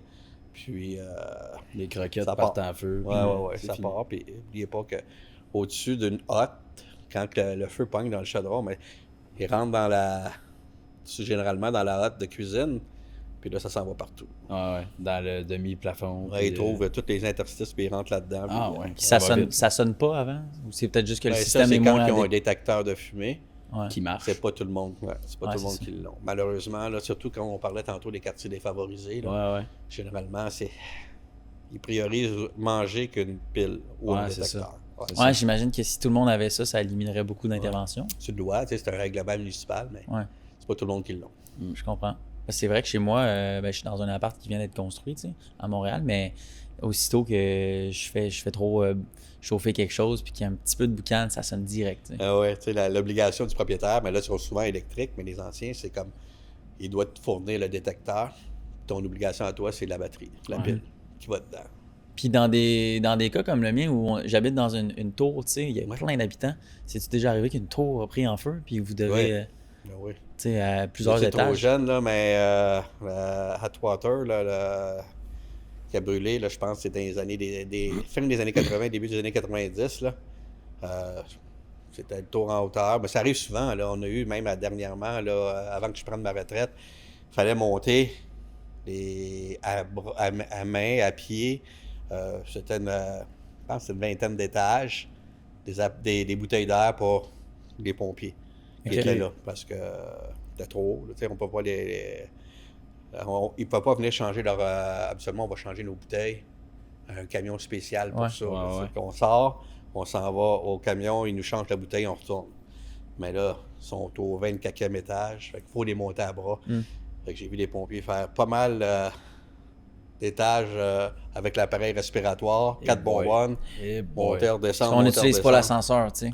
On peut pas. OK. On peut pas, parce qu'un ascenseur, je sais pas, souvent, les gens, on peut les prendre, mais lorsqu'il y a un incendie confirmé, vous ne le faites pas. Puis il y a des clés pompiers exprès pour ça.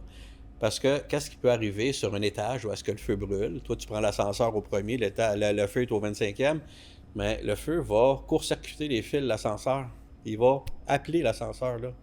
Tu comprends? ok. C'est que les fils vont se toucher, puis c'est comme si tu pesais sur le bouton au 25e, on va dire. Ah ouais? Fait que toi, tu es dans l'ascenseur, mais le 25e, c'est comme si quelqu'un avait pesé sur le bouton. Fait que les portes vont s'ouvrir, tu vas être Tu vas être pris au dans 25e. l'enfer. OK. Ah ouais. OK, Ah OK. ouais. C'est pour ça que vous ne prenez pas l'ascenseur, entre autres. là. Est-ce que y a des hélicoptères des fois dans des cas de même? Ouais. Moi, non, euh, ça, à Montréal, j'ai jamais vu. Ouais. Non. Puis l'eau, vous l'amenez comment au 20e étage?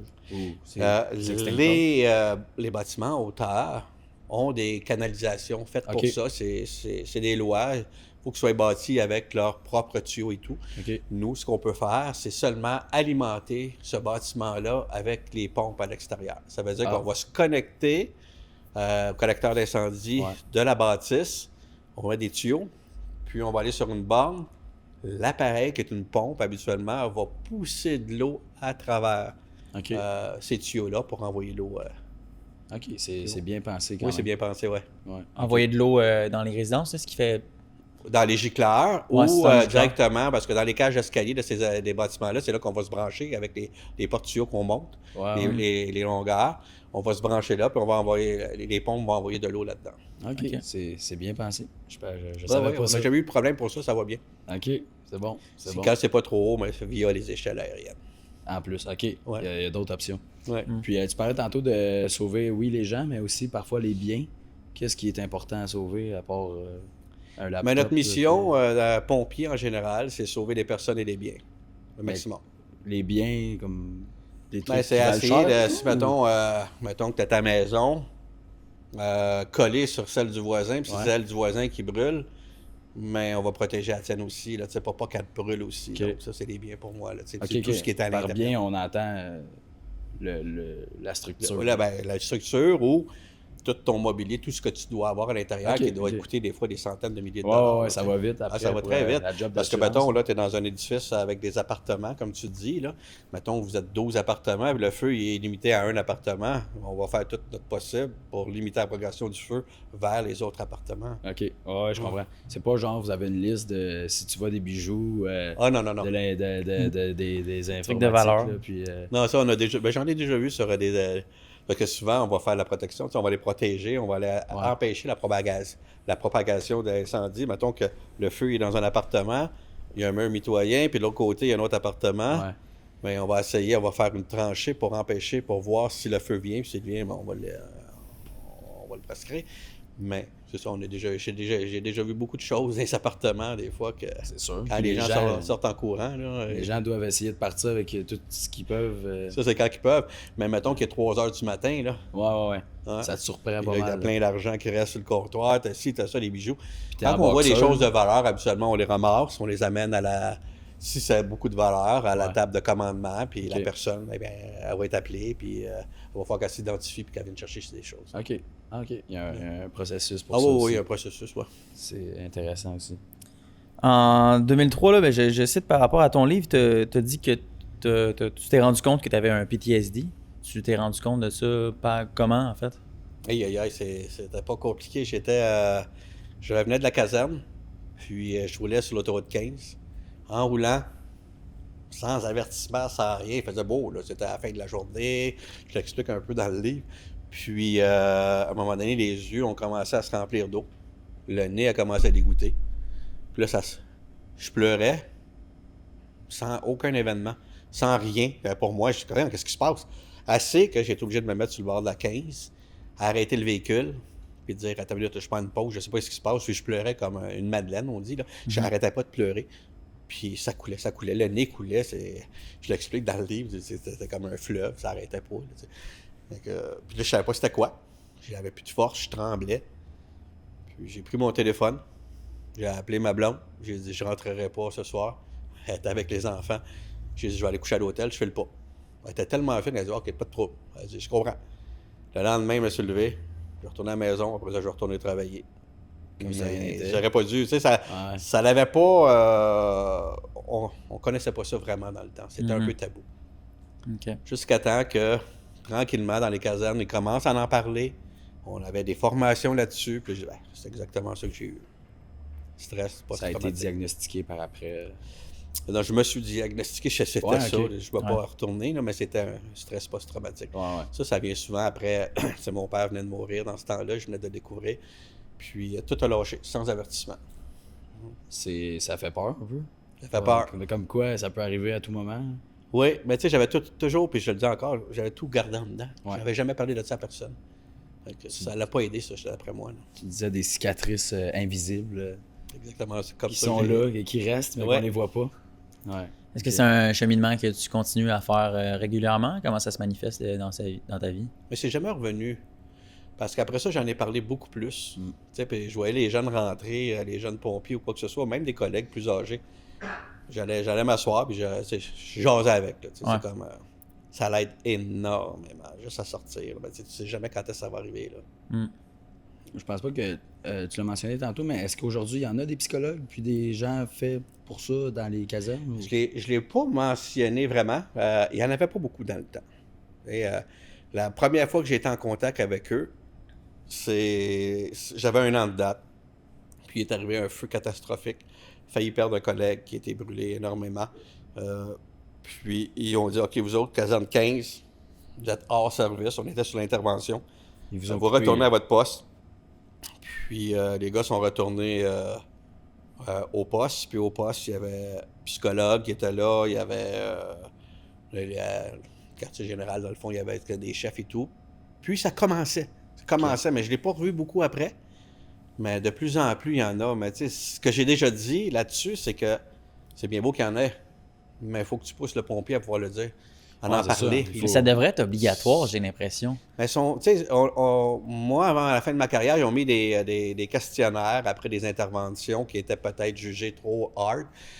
Ils remplissaient le questionnaire, tu sais, qui disait, mettons, avez-vous été stressé par tel événement? Avez-vous eu ça? Tu sais, ils voulaient savoir si on était vraiment traumatisé par Ouais. l'événement, puis la majorité des pompiers disaient non. C'est ça. Tu sais, ça veut dire même si c'est c'était bien beau oui. qu'ils nous en mettent, mais il faut que Ouais. tu ailles chercher aussi de ton côté Ouais. de l'aide. Là. C'est parce que j'ai l'impression que, ben, je le souhaite que ça soit ça, mais j'ai l'impression que dans des dizaines d'années, ça serait peut-être une norme d'avoir un psychologue attitré à chaque métier, tu sais, police, pompier, On va dire, à chaque ambulancier. semaine, c'est obligé. Faut que tu ailles la voir pendant une demi-heure. Dans une semaine, on reçoit une psychologue qui est spécialisée pour les candidats de télé-réalité. Parce qu'il y a des suicides après des téléréalités. Donc, tu sais, s'il y a des psychologues pour les candidats de télé-réalité, pourquoi il n'y aurait pas des psychologues pour des métiers comme le vôtre? C'est une très bonne question. J'ai plus été dans l'ancienne génération. Votre génération, c'est beaucoup plus ça, beaucoup plus ouvert pour en jaser. Puis bravo, je vous dis bravo. Mais il y a encore une très grosse culture du silence en caserne ou dans tous les métiers de premiers répondants, que ce soit policier, ambulancier ou quoi que ce soit. « Ah, c'est beau, moi, je rêve pas à ça. » Non, t'en rêves pas là. Mais peut-être que dans 10-15 ans, tu vas en rêver. C'est une accumulation. Oui, c'est une accumulation. Et le partenaire dans une vie, comment ça vient aider là-dedans? Est-ce que justement ça peut l'affecter ou au contraire... La question est tellement excellente. Puis j'en parle, comme je te dis dans le livre. Moi, ça m'a coûté une séparation. Puis je te dirais que c'est mon bord à moi. J'ai tellement voulu la protéger ainsi que les enfants, la famille. Puis comme je dis dans le livre, j'ai bâti un mur tranquillement entre elle et moi pour la protéger. Je ne peux pas lui dire que le lendemain matin, à 7 heures, quand je finissais, puis j'avais eu un enfant mort dans mes mains ou quoi que ce soit, ou une personne décapitée, je ne peux pas lui dire, chérie, comment ça a été ta nuit, comment ça a été ton chiffre, là. Je ne peux pas lui dire, mal, il y a eu ci, il y a eu ça, il y a ça. Je ne peux pas lui dire ça, tu ne peux pas faire ça. Je trouve, en tout cas, c'est encore dans ma philosophie à moi, je ne peux pas lui dire, j'ai eu 3 morts, un qui était décapité, un enfant qui est mort, je ne peux pas lui dire ça. Il a tout vidé les mauvaises nouvelles. Je peux pas lui dire, c'est que non, puis j'y allais, ça a bien été. Pas de trop. Mais qu'est-ce qui est arrivé, c'est ce que je viens de vous conter dans la nuit, c'est ce que j'avais vécu, des choses traumatisantes. Fait que tranquillement, je mettais une brique une après l'autre. Ça te déconnecte. Protéger, mais en réalité, je l'ai éloigné. C'est ça te déconnecte de ta conjointe. Oui, le protéger les enfants aussi. Ouais. Est-ce qu'au final, tu penses que tu les as protégés? Ou? C'est une très bonne question encore. Je te dirais oui. Lorsqu'ils étaient jeunes, j'ai pas abordé ces sujets-là. Aujourd'hui, non, parce qu'ils auraient voulu que je leur parle beaucoup plus. Puis aujourd'hui, je leur parle de plus en plus. Tu sais, je leur parle pas. Ils ont lu le livre. Ils ont compris beaucoup de choses. Ça a été un petit peu ma façon de m'exprimer. Mais peut-être que j'aurais dû en parler un peu plus, de façon un peu plus filtrée. Je peux pas te dire. Ben, grâce à des témoignages comme toi, les futurs pompiers vont pouvoir peut-être mieux aborder le sujet. Puis, oui, je pense que oui. Comme je t'ai dit tantôt, je l'avais écrit pour les jeunes.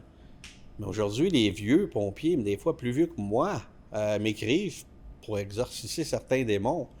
J'ai acheté ton livre, mais je l'ai mis dans ma bibliothèque, je vais le lire quand je vais être prête. Ah ouais? Là, ils me réécrivent. Je l'ai lu à moitié, là, je suis rendu à tel chapitre, mais j'ose pas continuer. Il y en a beaucoup qui ont été affectés, énormément plus qu'on pense. Puis, tranquillement, j'entreprends un dialogue avec eux, mais je suis pas un thérapeute, rien, mais juste en parler, ça fait du bien. Juste le fait qu'ils m'en aient parlé, ça fait du bien. Tant mieux. Fait qu'ils en ont besoin aussi. Ouais, c'est ça. Ça aide des gens, assurément. Ça aide tout le monde, je déduis que la proximité avec la famille n'est pas parfaite. Super. Est-ce pas? Ah, oui, mes enfants, là, ça va bien. Okay. Mon ex, entre guillemets, c'est ma meilleure chum. Je peux tout les compter. C'est juste qu'au point de vue amour, il n'y en avait plus. On s'est tellement éloigné là-dessus. Puis, comme je dis, je le mets beaucoup de mon côté, là, la faute. Là. Donc, c'est derrière. Maintenant, ça va. Ça a toujours bien été. OK. Ça a juste qu'une journée, il a fallu prendre une décision. Là. On l'a fait pour le mieux. Pour le mieux des deux. OK. Numéro un. As-tu une anecdote farfelue d'une intervention? Tellement, j'en ai plein. Une intervention drôle? Je sais pas si ça se compte, mais j'en ai tellement. Tout se compte. C'est comme... Tout. On va faire du montage. Aussi, je veux pas que les gens se reconnaissent, mais j'ai eu comme, mettons, je te donne un exemple, un monsieur qui appelle parce que sa femme, elle va pas bien pantoute. Là, c'est comme ça, on appelle médical. On lui répond. Vraiment, elle allait pas bien, mais il n'y avait pas de danger pour sa vie. Mais le monsieur aimait tellement... Il aime encore, j'imagine, sa femme, qui voulait en prendre soin, il voulait tout faire, puis il voulait appeler, mettons, ses enfants. Fait que pendant qu'on était en train de promulguer les premiers soins à sa femme, il était tellement nerveux qu'il essayait d'appeler ses enfants, puis il essayait. Puis là, on l'entendait. « Tabarnak, ça marche pas, ça! Tabarnak, ça marche pas! Ah, téléphone! » Fait qu'on le regarde, là, je commence à le regarder. Là, je dis à mon chum, je dis, va le voir. J'ai dit, de façon toute douce. Puis il y a eu tellement de belle humanité, mon chum. Il est allé voir. Il dit, monsieur, il prenait le téléphone, puis il enlevait la manette de télévision des mains. Il essayait d'appeler avec la manette. Il était tellement nerveux. pour la santé de sa blonde. Doivent passer Ah dans un oui, des autre fois, monde, c'est là. complètement, là, tu sais. OK. Il y en a un autre qui est drôle aussi, je peux vous compter. Dans le début des appels premiers répondants, on répond, mais la personne, elle a une gastro. OK. Ben, tu sais, on répond pas parce qu'elle a une gastro, on répond parce que difficulté respiratoire. Aussitôt que les gens disaient difficulté respiratoire, c'est un de nos principaux protocoles. Fait qu'on répond là, on s'aperçoit que la madame est en petite jaquette transparente, tout nu en dessous, rose, petite jaquette, là, mince. Fait que moi, je réponds, mais là, je vois mon chum qui s'en va en premier vers la dame, puis il commence à lui parler. Elle dit « Ah, je file pas. » Puis elle est debout devant lui, tu sais, « Ah, je file vraiment pas. Je sais pas ce que j'ai. » Puis là, ça sort. Tout, excusez, mais tout le vomi, mon chum, il est de même, puis il est plein. Non. Et, fait que moi, j'ai encore mon haut de bunker avec la cagoule qu'on descend tout le temps. Fait que là, je la mets ici parce que, ça sent pas bon. 2, parce que je pogne un fou rire. Tu sais, c'est comme, je vois mon chum plein de vomi dans la face. Fait que faut pas que la dame me voie. La dame a dit « Oh, je m'excuse, je sais pas ce que j'ai. » Puis là, elle se tourne pour ramasser quelque chose, elle se penche, ça ressort par l'autre bout, direct dessus. Ouais. Ah ben là, j'ai tourné de bord, je suis sorti parce que c'était comme plus... T'as trop ri. Puis mon chum, tellement fin, inquiétez-vous pas, madame, il ramasse tout. Tu sais, une humanité incroyable. Ouais. Mais oui, ça, c'est des moments cocasses. La dame était correcte, là, tu sais, je peux en parler aujourd'hui, là, il n'est rien arrivé. C'est là. une indigestion ou quelque chose dans le Une genre. gastro. Ouais. Ok. Ouais. Ah ouais. C'est quand même... Ben, c'est drôle. Il Ouais, doit y en avoir des moments Ouais, il y en où a. le sourire est là. Ouais. Y a-tu. Excuse, je sais Je sais pas où t'allais. J'allais Vas-y. plus vers maintenant. On a lu aussi que ton intérêt est encore là pour tout ce domaine-là, puis que tu avais fait même des voyages en Ukraine. Ah oui, j'étais allé en aider. Ukraine dernièrement pour aider un peu les villages, excuse-moi. Les villages qui ont été libérés, parce que tu sais, en Ukraine, ben, tu le sais, ça brasse énormément, mais il y a certains villages que les Russes prennent possession, villes, les Ukrainiens reprennent, donc c'est du back and forth, un peu comme ça. Puis on était dans les villages qui étaient fraîchement libérés. C'est juste des femmes et des enfants ou des vieillards. Il n'y a pas de... Les jeunes sont à la guerre. Ouais. Nous, ce qu'on faisait, c'est qu'on allait les nourrir. On avait des camions, des food trucks, entre guillemets. On faisait de la pizza. Fait qu'on pouvait faire 5 à 6 000 pizzas par jour. Le village était informé qu'on arrivait. On arrivait avec 3 camions.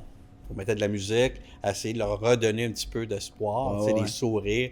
Fait qu'on faisait nos clowns, on dansait, on faisait toutes sortes d'affaires, puis on faisait de la pizza, ça n'arrêtait pas avec des fours. Puis les gens venaient, on les servait et tout. C'est donc bien beau. Ouais. Ça, c'est avec les Forces armées canadiennes ou c'est Non, avec... non, c'est 3 pompiers. de on votre était plein plusieurs. gré. On était 6 ou 7 Québécois, dont 3 pompiers de Montréal qui sont allés là-bas. De votre plein gré. De notre plein gré. Hey, c'est quelque chose. Hein. Déjà, là, on prend l'avion, on atterrit en Allemagne. L'Allemagne, on s'en va en Pologne à côté. Là, c'est traverser de la Pologne à aller en Ukraine. Ils sont collés, là, tu sais. C'est comme des films des années 70, des barbelés, des clôtures. Puis là, toi, tu te promènes la nuit avec le petit lampadaire. Puis là, on arrive, on réussit à passer. On prend le train. Je pense que c'était pas loin d'une 20aine d'heures de train. Mais c'est pas des trains comme on a chez nous, là. C'est comme, tu rentres là-dedans, tu dis, je vais me coucher où, tu sais. C'est archaïque. C'est comme des civières que tu te couches là-dessus, c'est archaïque. Ouais. On a fait une 20aine d'heures de train pour se rendre dans les villages où il fallait aller. En arrivant, après 20 heures de train, aussitôt qu'on sort du train, les alarmes dehors commencent à sonner. C'était ma première incursion en territoire, mettons, ukrainien. Ouais. Là, il fallait aller sous les ponts ou en dessous dans les abris aériens, attendre que l'attaque soit finie. OK, ça veut dire qu'il y a une attaque qui s'en vient. Oui, ça veut dire que ça sonne tout le temps, là, aussitôt qu'il y a danger, quelque chose. Là, ouais. Ah, ouais. Et c'était les débuts de la guerre des drones. Là, on le voyait là, déjà là-bas. Fait que là, on allait aider dans les villages, comme je vous ai dit, les femmes et les enfants. Mais 100% bénévole. 100% bénévole, même qu'on avait fait des collectes de dons. On a apporté des défibrillateurs cardiaques et énormément de bunkers qu'on a fait livrer et tout. Puis on leur a apporté ça. T'sais. Des soupes de pompiers. Oh oui, encore là, je pense qu'on... mes 2 chums, eux autres, là, qui ils en ont fait livrer plein là-bas avec avec le consulat ukrainien ici. On a réussi à mettre des avions. Ils ont un besoin urgent là-bas, les pompiers. Ou quoi que ce soit, ça brûle de partout.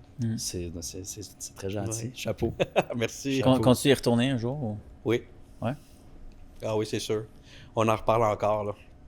Il y en a un de notre gang qui est allé 3 fois déjà, là. Les gestes d'humanité sont encore très présents, j'ai l'impression. Faut, absolument. On peut dire banal, mais on proposait juste de rembourser tes frais de déplacement, puis c'était un non catégorique. Ben non.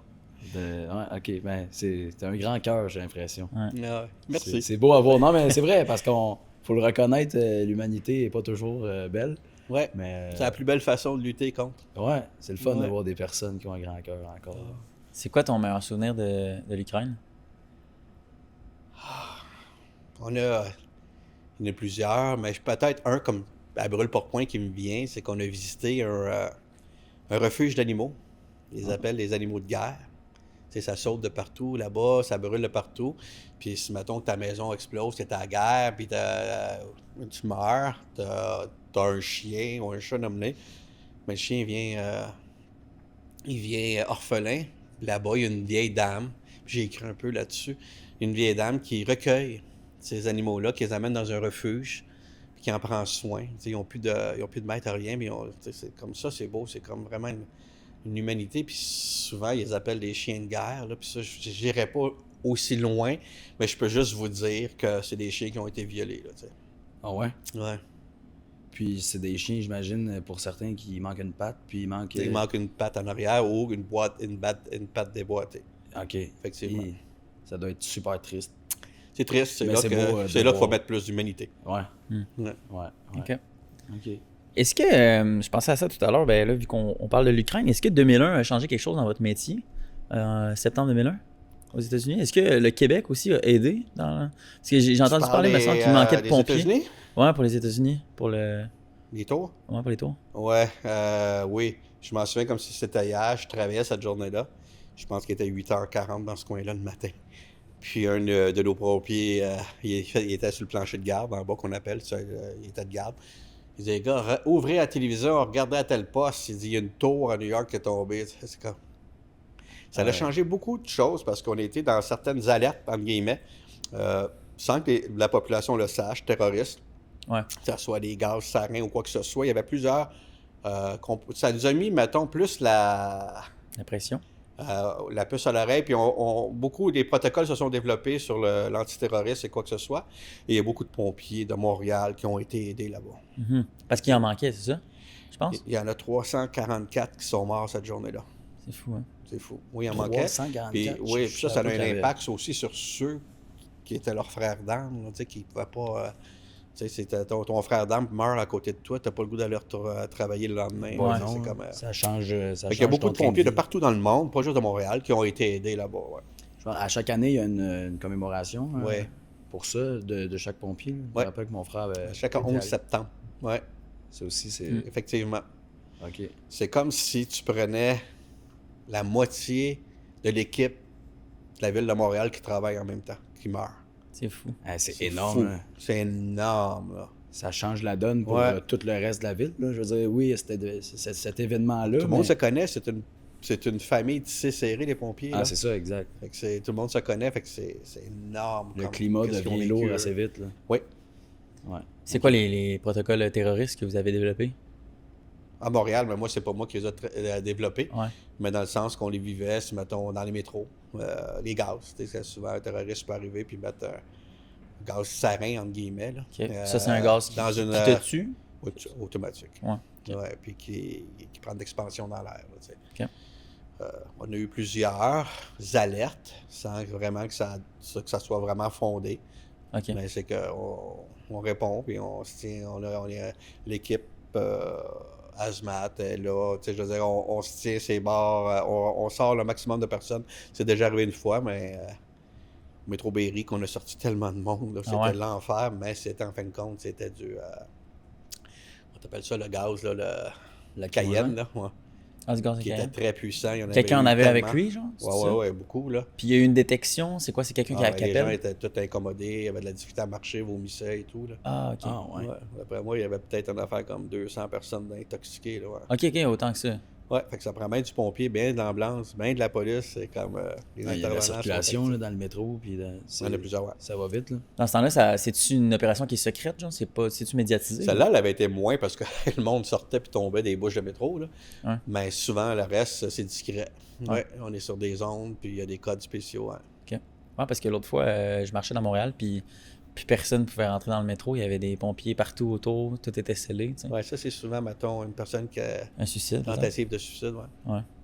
Pour les Ok. personnes en situation d'itinérance, ou un peu n'importe qui. Mais pas de... Ouais. Je sais qu'il y en a qui flânent un peu dans le métro là, pour Ouais, rester un parce peu que- au chaud. Ouais, parce que l'itinérance à Montréal, c'est énorme, là. Là. Ouais, c'est ça. C'est triste. Ouais. OK. Ouais. As-tu des cas comme ça où tu dois. Je sais qu'il y a des métiers spécialisés pour ça, là, mais ben, justement, une tentative de suicide, puis vous êtes la première personne qui est là pour essayer de, entre guillemets, négocier, discuter avec lui pour pas qu'il fasse qu'il saute, exemple, d'un building? Ben, C'est-tu ça, vous, les- c'est arrivé de temps en temps. Ouais. Mais il y a toujours quelqu'un de la police qui arrive par Ouais. la suite qui sont spécialisés là-dedans Mhm. pour négocier. Mais souvent, je te dirais que la personne qui fait cette tentative-là, la première personne avec qui peut ouvrir un dialogue, c'est pas mal la meilleure. Là, c'est comme Ouais. il y a une relation de confiance qui s'installe. Mais j'ai vu les policiers des fois arriver, là, ils sont excellents. Ouais. Oui. C'est pas leur première Mhm. qu'ils voient. Vous, c'est plus pour être sûr qu'il n'y a rien qui bouge en attendant les policiers, dans le fond. Oui, c'est ça. C'est ça. Souvent, on va déployer les coussins à l'extérieur ou Ok. quoi que ce soit, dépendamment Ah, de c'est quoi pas la juste d'un tentative. film, ça. Là. Hein? Les coussins, c'est pas juste d'un film. Là. Ah non, c'est pas juste un film. Là. Il y a Ok. des appareils qui sont équipés de ça, puis c'est Les, pas long à déployer. Là. Les genres de trampoline. Non, c'est des coussins qui est, Ouais, mettons, ok. un genre de gros manège pour enfants, là, tu sais, Ouais, gonflé, là. ouais, OK. Mais ça se gonfle avec l'eau bouteille ou quoi que ce soit. OK. Ah ben, c'est cool. Là. Ouais. Puis, être pompier, est-ce que c'est payant? Mettons, à long Je te terme. dirais que non, avec tout ce qu'on donne. Tout ce que, pourquoi j'ai écrit le livre. Ça sera jamais assez payé, mais je veux dire, on vit bien de ça quand même. Ouais. C'est comme, ouais. Avec, il y a un fonds de pension et tout avec Oui. cet emploi-là. Là. Ouais, c'est ça. Des bonnes conditions quand même. C'est des bonnes conditions négociées au fil des années, ouais. C'est quoi le salaire moyen à peu près? Je sais plus, je peux pas te le dire. Ouais. C'est comme, moi, quand je suis rentré, 80? hein? je pense que j'avais comme 30 quelques mille. Parce qu'il y a 4 classes là, dans le temps, ou 4 ou 5 classes, je me souviens Tu plus. montes en grade. Puis j'arrêtais à 57 000. OK. OK. Mais là, ça montait après, là, mais je sais plus c'est rendu à combien. En 2021, tu as arrêté à 50 quelques? Non, j'étais peut-être, je sais plus, là, 60... Je sais plus vraiment. Je Là. trouve ça quand même peu là, pour ce métier-là. Considérant que la moyenne salariale au Québec est autour de 55-60. Tu sais. Ouais, mais je pense un petit peu plus que ça, là. OK. Ouais. OK. Puis, c'est peut-être pour ça que le nombre de pompiers diminue ou est-ce que les salaires suivent peut-être, pas, parce que c'est une génération qui a changé, hein, parce que lorsque je suis rentré, indépendamment du salaire, on avait du plaisir. Aujourd'hui, les jeunes regardent plus ça. Ouais. Ouais. C'est plus pour le cash que. C'est plus pareil. Non, que pas l'intérêt. nécessairement, mais je veux dire, Plus les ils ont le avantages. choix. Tu sais, Ouais. Si je fais pas ça, je vais faire ça. Là, tu sais, c'est Ouais. comme- Ouais. C'est correct Une aussi. option plus payante pour moins, peut-être. Là. c'est- Ouais. Ça Les arrive. générations changent. Hein, tu sais, C'est moi, ça. quand je suis rentré, j'ai changé à la génération qui était là avant moi, puis j'ai amené peut-être des choses différentes, Mhm. tu sais, autant positives que négatives. C'est Ouais. la même chose pour les nouveaux jeunes C'est un aujourd'hui. progrès. Ok. Est-ce que les pompiers font monter beaucoup de femmes à bord de leur véhicule? Jamais. Non, jamais. En tout cas, de chez nous, non. Ouais. On ne fait pas rentrer personne. Il y a des journées spéciales, des fois, que les Ouais. familles viennent et Porte tout. ouverte, là, des trucs comme Mais ça. des photos en avant du camion, peut-être? En j'imagine? avant, c'est ce que... Nous, où est-ce qu'on était situés? Lorsque j'ai pris ma retraite, j'étais à caserne 16, qui est une caserne qui est qui couvre le plateau Mont-Royal et le centre-ville. Donc, il y a beaucoup de monde. Beaucoup de monde qui Ouais. passe devant. Puis souvent, il y avait des enterrements de vie de jeune fille ou quoi que ce soit. Ouais, ouais. Mais ils ne rentraient pas dans les camions. Tu sais, c'était en avant, comme tu dis. Ouais, là, prendre des tu sais, photos, c'est puis tout. ouais, un petit peu à boisson, mais ils ont du fun. Là, ouais. Ah, Mais ouais. sinon, non, rien. Là, tu sais. Est-ce que c'est. Est-ce que la plupart des pompiers, parce que je pense à mon frère ici, là, est-ce que vous êtes ouvert à faire visiter la caserne? Toujours. Toujours, hein? Toujours. Là. C'est comme un peu On a du fun votre aussi. petite tu sais. passion. Là. Ah oui, tu sais, comme mettons 2 appels ou quoi que ce soit, On laisse toujours les portes en avant ouvertes. Ouais. Fait que, si les portes sont ouvertes en avant, souvent les citoyens venaient.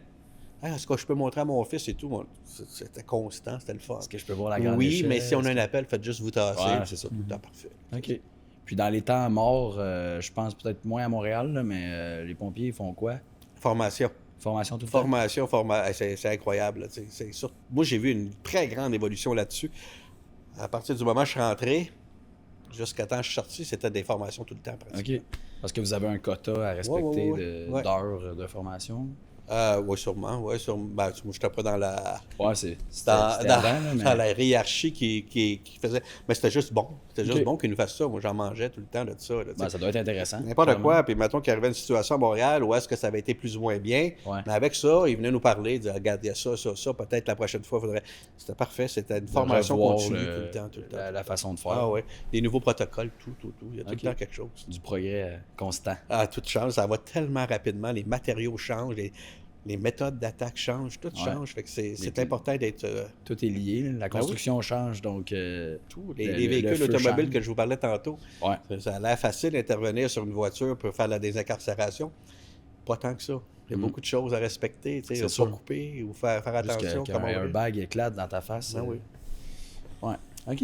Ouais. C'est Il y a toujours quelqu'un dans le véhicule quand on découpe aussi. Là, tu sais. Ah non, c'est Ouais. ça. Tu le couperas Puis pas pour souvent, rien. cette personne-là, elle n'est pas sage. Là, elle crie parce qu'elle souffre.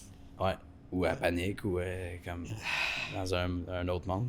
Oui, c'est ça. Ça, c'est des traumatismes qui peuvent rentrer. Là, tu sais, quand tu n'es pas capable d'ouvrir assez vite la voiture, puis la personne meurt, ou l'enfant qui est en arrière meurt. T'assistes à tout C'est ça là-dessus en que j'essaie direct, de là. parler dans le livre. Oui, c'est le direct. Là, tu sais, j'essaie de parler un peu de ce qu'il y a derrière l'uniforme aussi. Là. Ouais. Après, quand tu reviens en caserne, qu'est-ce qui se passe là, dans ta tête, c'est ça. Moi, j'ai à peu près deux, trois dernières questions. On va finir sûrement dans un 10-15 minutes. Moi, j'étais curieux de savoir, c'est quoi les plus beaux témoignages que tu as reçus de personnes que tu as aidées dans la vie ou des survivants? Souvent, c'est pas des témoignages, c'est des Ouais. regards, comme je disais tantôt. Ouais. Quand tu réussis à sauver une personne, des fois, tu y reparles même pas, là. Tu sais, tu la remets, mettons, à urgence santé ou quoi que ce soit, mais le regard, la fraction de seconde que tu as regardé, vaut tout l'or au monde. Ça, c'est des beaux témoignages pour moi. Et je pourrais en parler d'un aussi. On était à la caserne 9, qui est un quartier un peu défavorisé de Montréal, qui est Ville-Saint-Michel. J'ai travaillé là une couple d'années. Puis un jour, une fille avec son frère, qui a à peu près 6 ans, son frère, la fille, elle a peut-être 10 ans, décide de traverser, c'est un boulevard qui est assez passant, là, qui est Jarry et Saint-Michel, traverser la rue. Le petit frère se fait frapper par un véhicule. C'est juste en face de la caserne Char. Je vous dis, là, j'ai le pied du jeune garçon puis la jambe, là.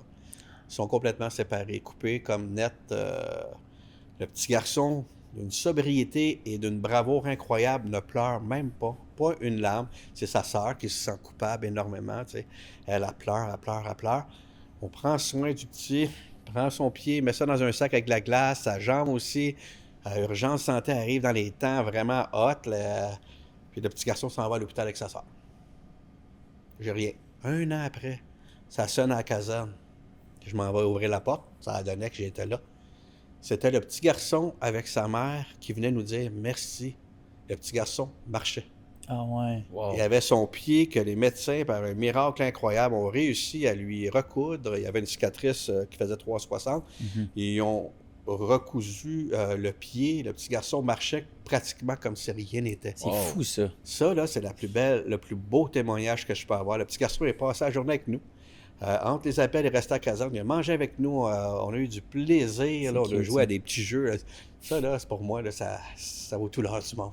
Ah, c'est le meilleur merci Ouais, possible. C'est le meilleur merci. Ah, ouais. Ouais. Un regard, puis ça, là. Gratifiant. Wow. Ouais. C'est cool. Puis, parlant de manger, de jeux et tout, 24 heures, clairement, vous faites votre bouffe. Là, Oui. Vous avez des gens attitrés à ça? Oui, on a un cook. Mais souvent, on change entre nous. Là, chacun son tour. Ou sinon, on a un cook attitré. OK. On a un fond de bouffe, si on pourrait dire. Là. Ouais. Mettons Un que ça nous budget. coûte, je te donne un exemple. Dans mon temps, quand j'ai commencé, c'était 4 puis quand j'ai fini, c'était à peu près 8 OK. qu'on donne par repas, tout le monde ensemble. Le cook, avant de rentrer, ou des fois pendant, on va faire l'épicerie. OK. Puis il va nous faire un repas. c'est Tout le hot. monde travaille ensemble, faire le repas, la Le cook, vaisselle. c'est un des pompiers. là. C'est un des pompiers C'est ça. parmi nous. Pas Puis juste je peux un dire chef que ça cuistot. cuisine très bien avec les hommes. Ouais? Ouais. OK, vous mangez bien. Là. On mange très bien, ouais. Ah ouais? C'est cool. OK, c'est cool. Mais il faut toujours dire au cook que c'est pas bon. Ah ouais? C'est ça un On peu peut s'améliorer, on l'achète tout le temps. C'est des running gags, mais en caserne, parce que c'est beaucoup d'humour en caserne, mais Pas le choix. généralement, là, je l'aurais jamais dit, mais ils sont bons. Ouais, Bon, OK, c'est- c'est le fun. Tu disais, on s'aligne quand même vers la fin, mais beaucoup d'humour. On lisait également dans les notes que t'as pas le choix vraiment de rire pour camoufler un peu les Ouais. moments difficiles. Ouais, pour camoufler la loi du silence. Là. Tout le monde est un peu... Quand c'est trop tendu, souvent, mais c'est ça que je parle beaucoup dans le livre.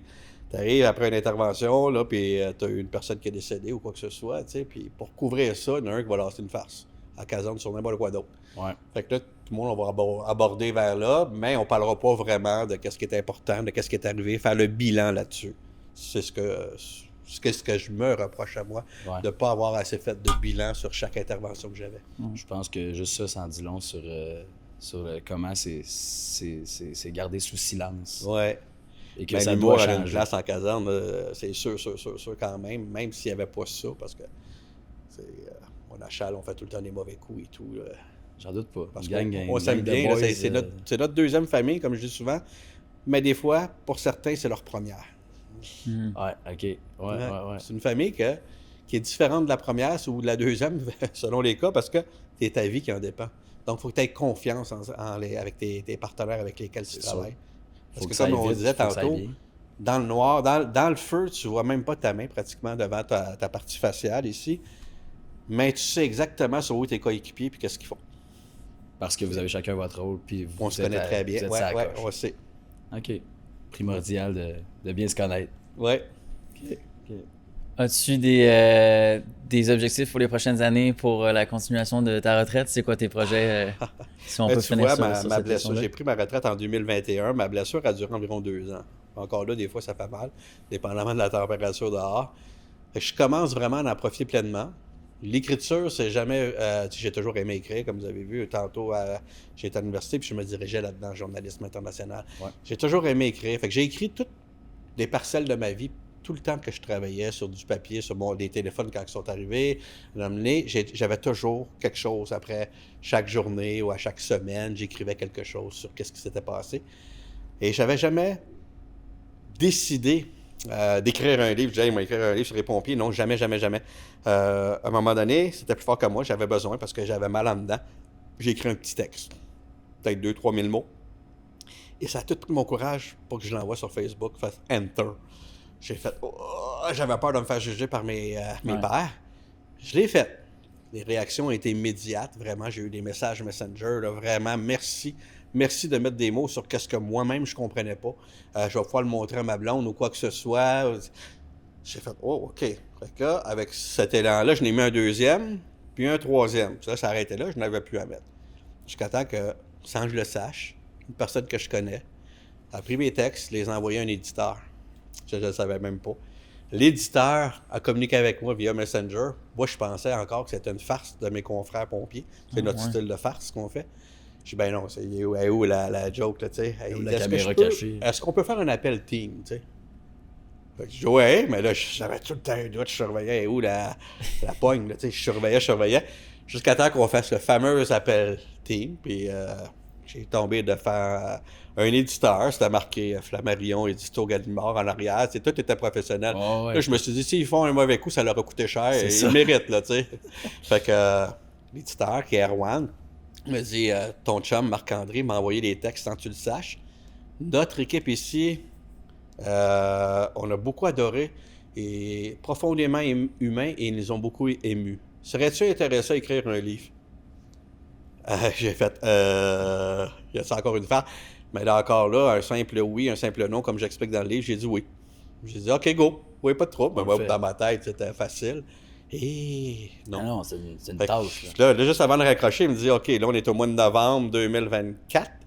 Il me dit, j'ai besoin de tes textes pour le 1er juin 2025. Ok, Je dis, pas pire, mais plus ça allait, OK. Fait que là, c'est comme j'ai travaillé comme jour et nuit, Ouais. j'avais des idées la nuit, je me levais, je continuais à écrire.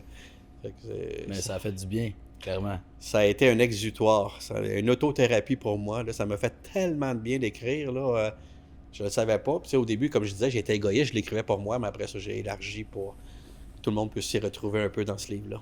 Et c'est sorti quand, ça? Ça fait 2 mois 2 mois. qu'il est sorti. L'éditeur m'a dit qu'ils sont déjà rendus à 3500 copies de vendues, qui est énorme. Ils en font réimprimer d'autres encore, parce que ça a déjà en 3e impression. Donc, ils trouvent une oreille, je pense. Puis on va espérer que l'épisode pourra faire quelques ventes également. Ça serait le fun. Pas être nécessairement les ventes. Moi, ce que je veux, c'est au moins que les gens puissent le lire, puis qu'ils s'y retrouvent un peu. Puis si ça peut aider une personne, tant mieux. Wow. Ouais. Donc, c'est l'appel du feu. C'est ça? L'appel du feu. L'appel du feu pour toutes les personnes qui souhaitent l'écouter. Récit d'un pompier québécois. Exactement. Exact, c'est ça le titre complet. C'est sûr que là, on a fait un podcast de presque 2 heures, by the way, juste pour te dire à quel point ça a passé vite. Mais pour avoir une plus grande idée de c'est quoi son métier, n'hésitez pas à aller voir son livre. On le met en description, YouTube, Spotify et de n'importe où que vous écoutez le podcast. Donc, je vous souhaite d'aller voir son livre. Et merci beaucoup d'être venu, Richard. Merci à vous de tout cœur, là, vraiment. Là. Ça a passé vite pour toi aussi? Ou pas tout? C'est-tu moi qui ai de la jasette ou c'est vous autres? Non, c'est nous trois. Je pense que c'est le Mais t'en as beaucoup à dire aussi, je pense. Le trio est... J'ai tellement à dire. Ouais. Ouais, merci. Hey. Merci à toi. Un dernier mot à dire à la caméra qui est là? Ouais. Merci. Aussi. On fait ça là-dessus. Et voilà, aussi Ciao que tout le ça. monde. Si vous êtes rendu jusqu'ici dans la vidéo, merci beaucoup pour votre écoute. N'hésitez pas à liker, commenter et partager la vidéo. N'hésitez pas à vous abonner aussi et laissez-nous savoir ce que vous avez pensé de l'épisode d'aujourd'hui. Et on se dit à la prochaine fois. Wrap up. Wrap up. Hey, hein, ça a été compliqué. Appelez Dylan Beauregard.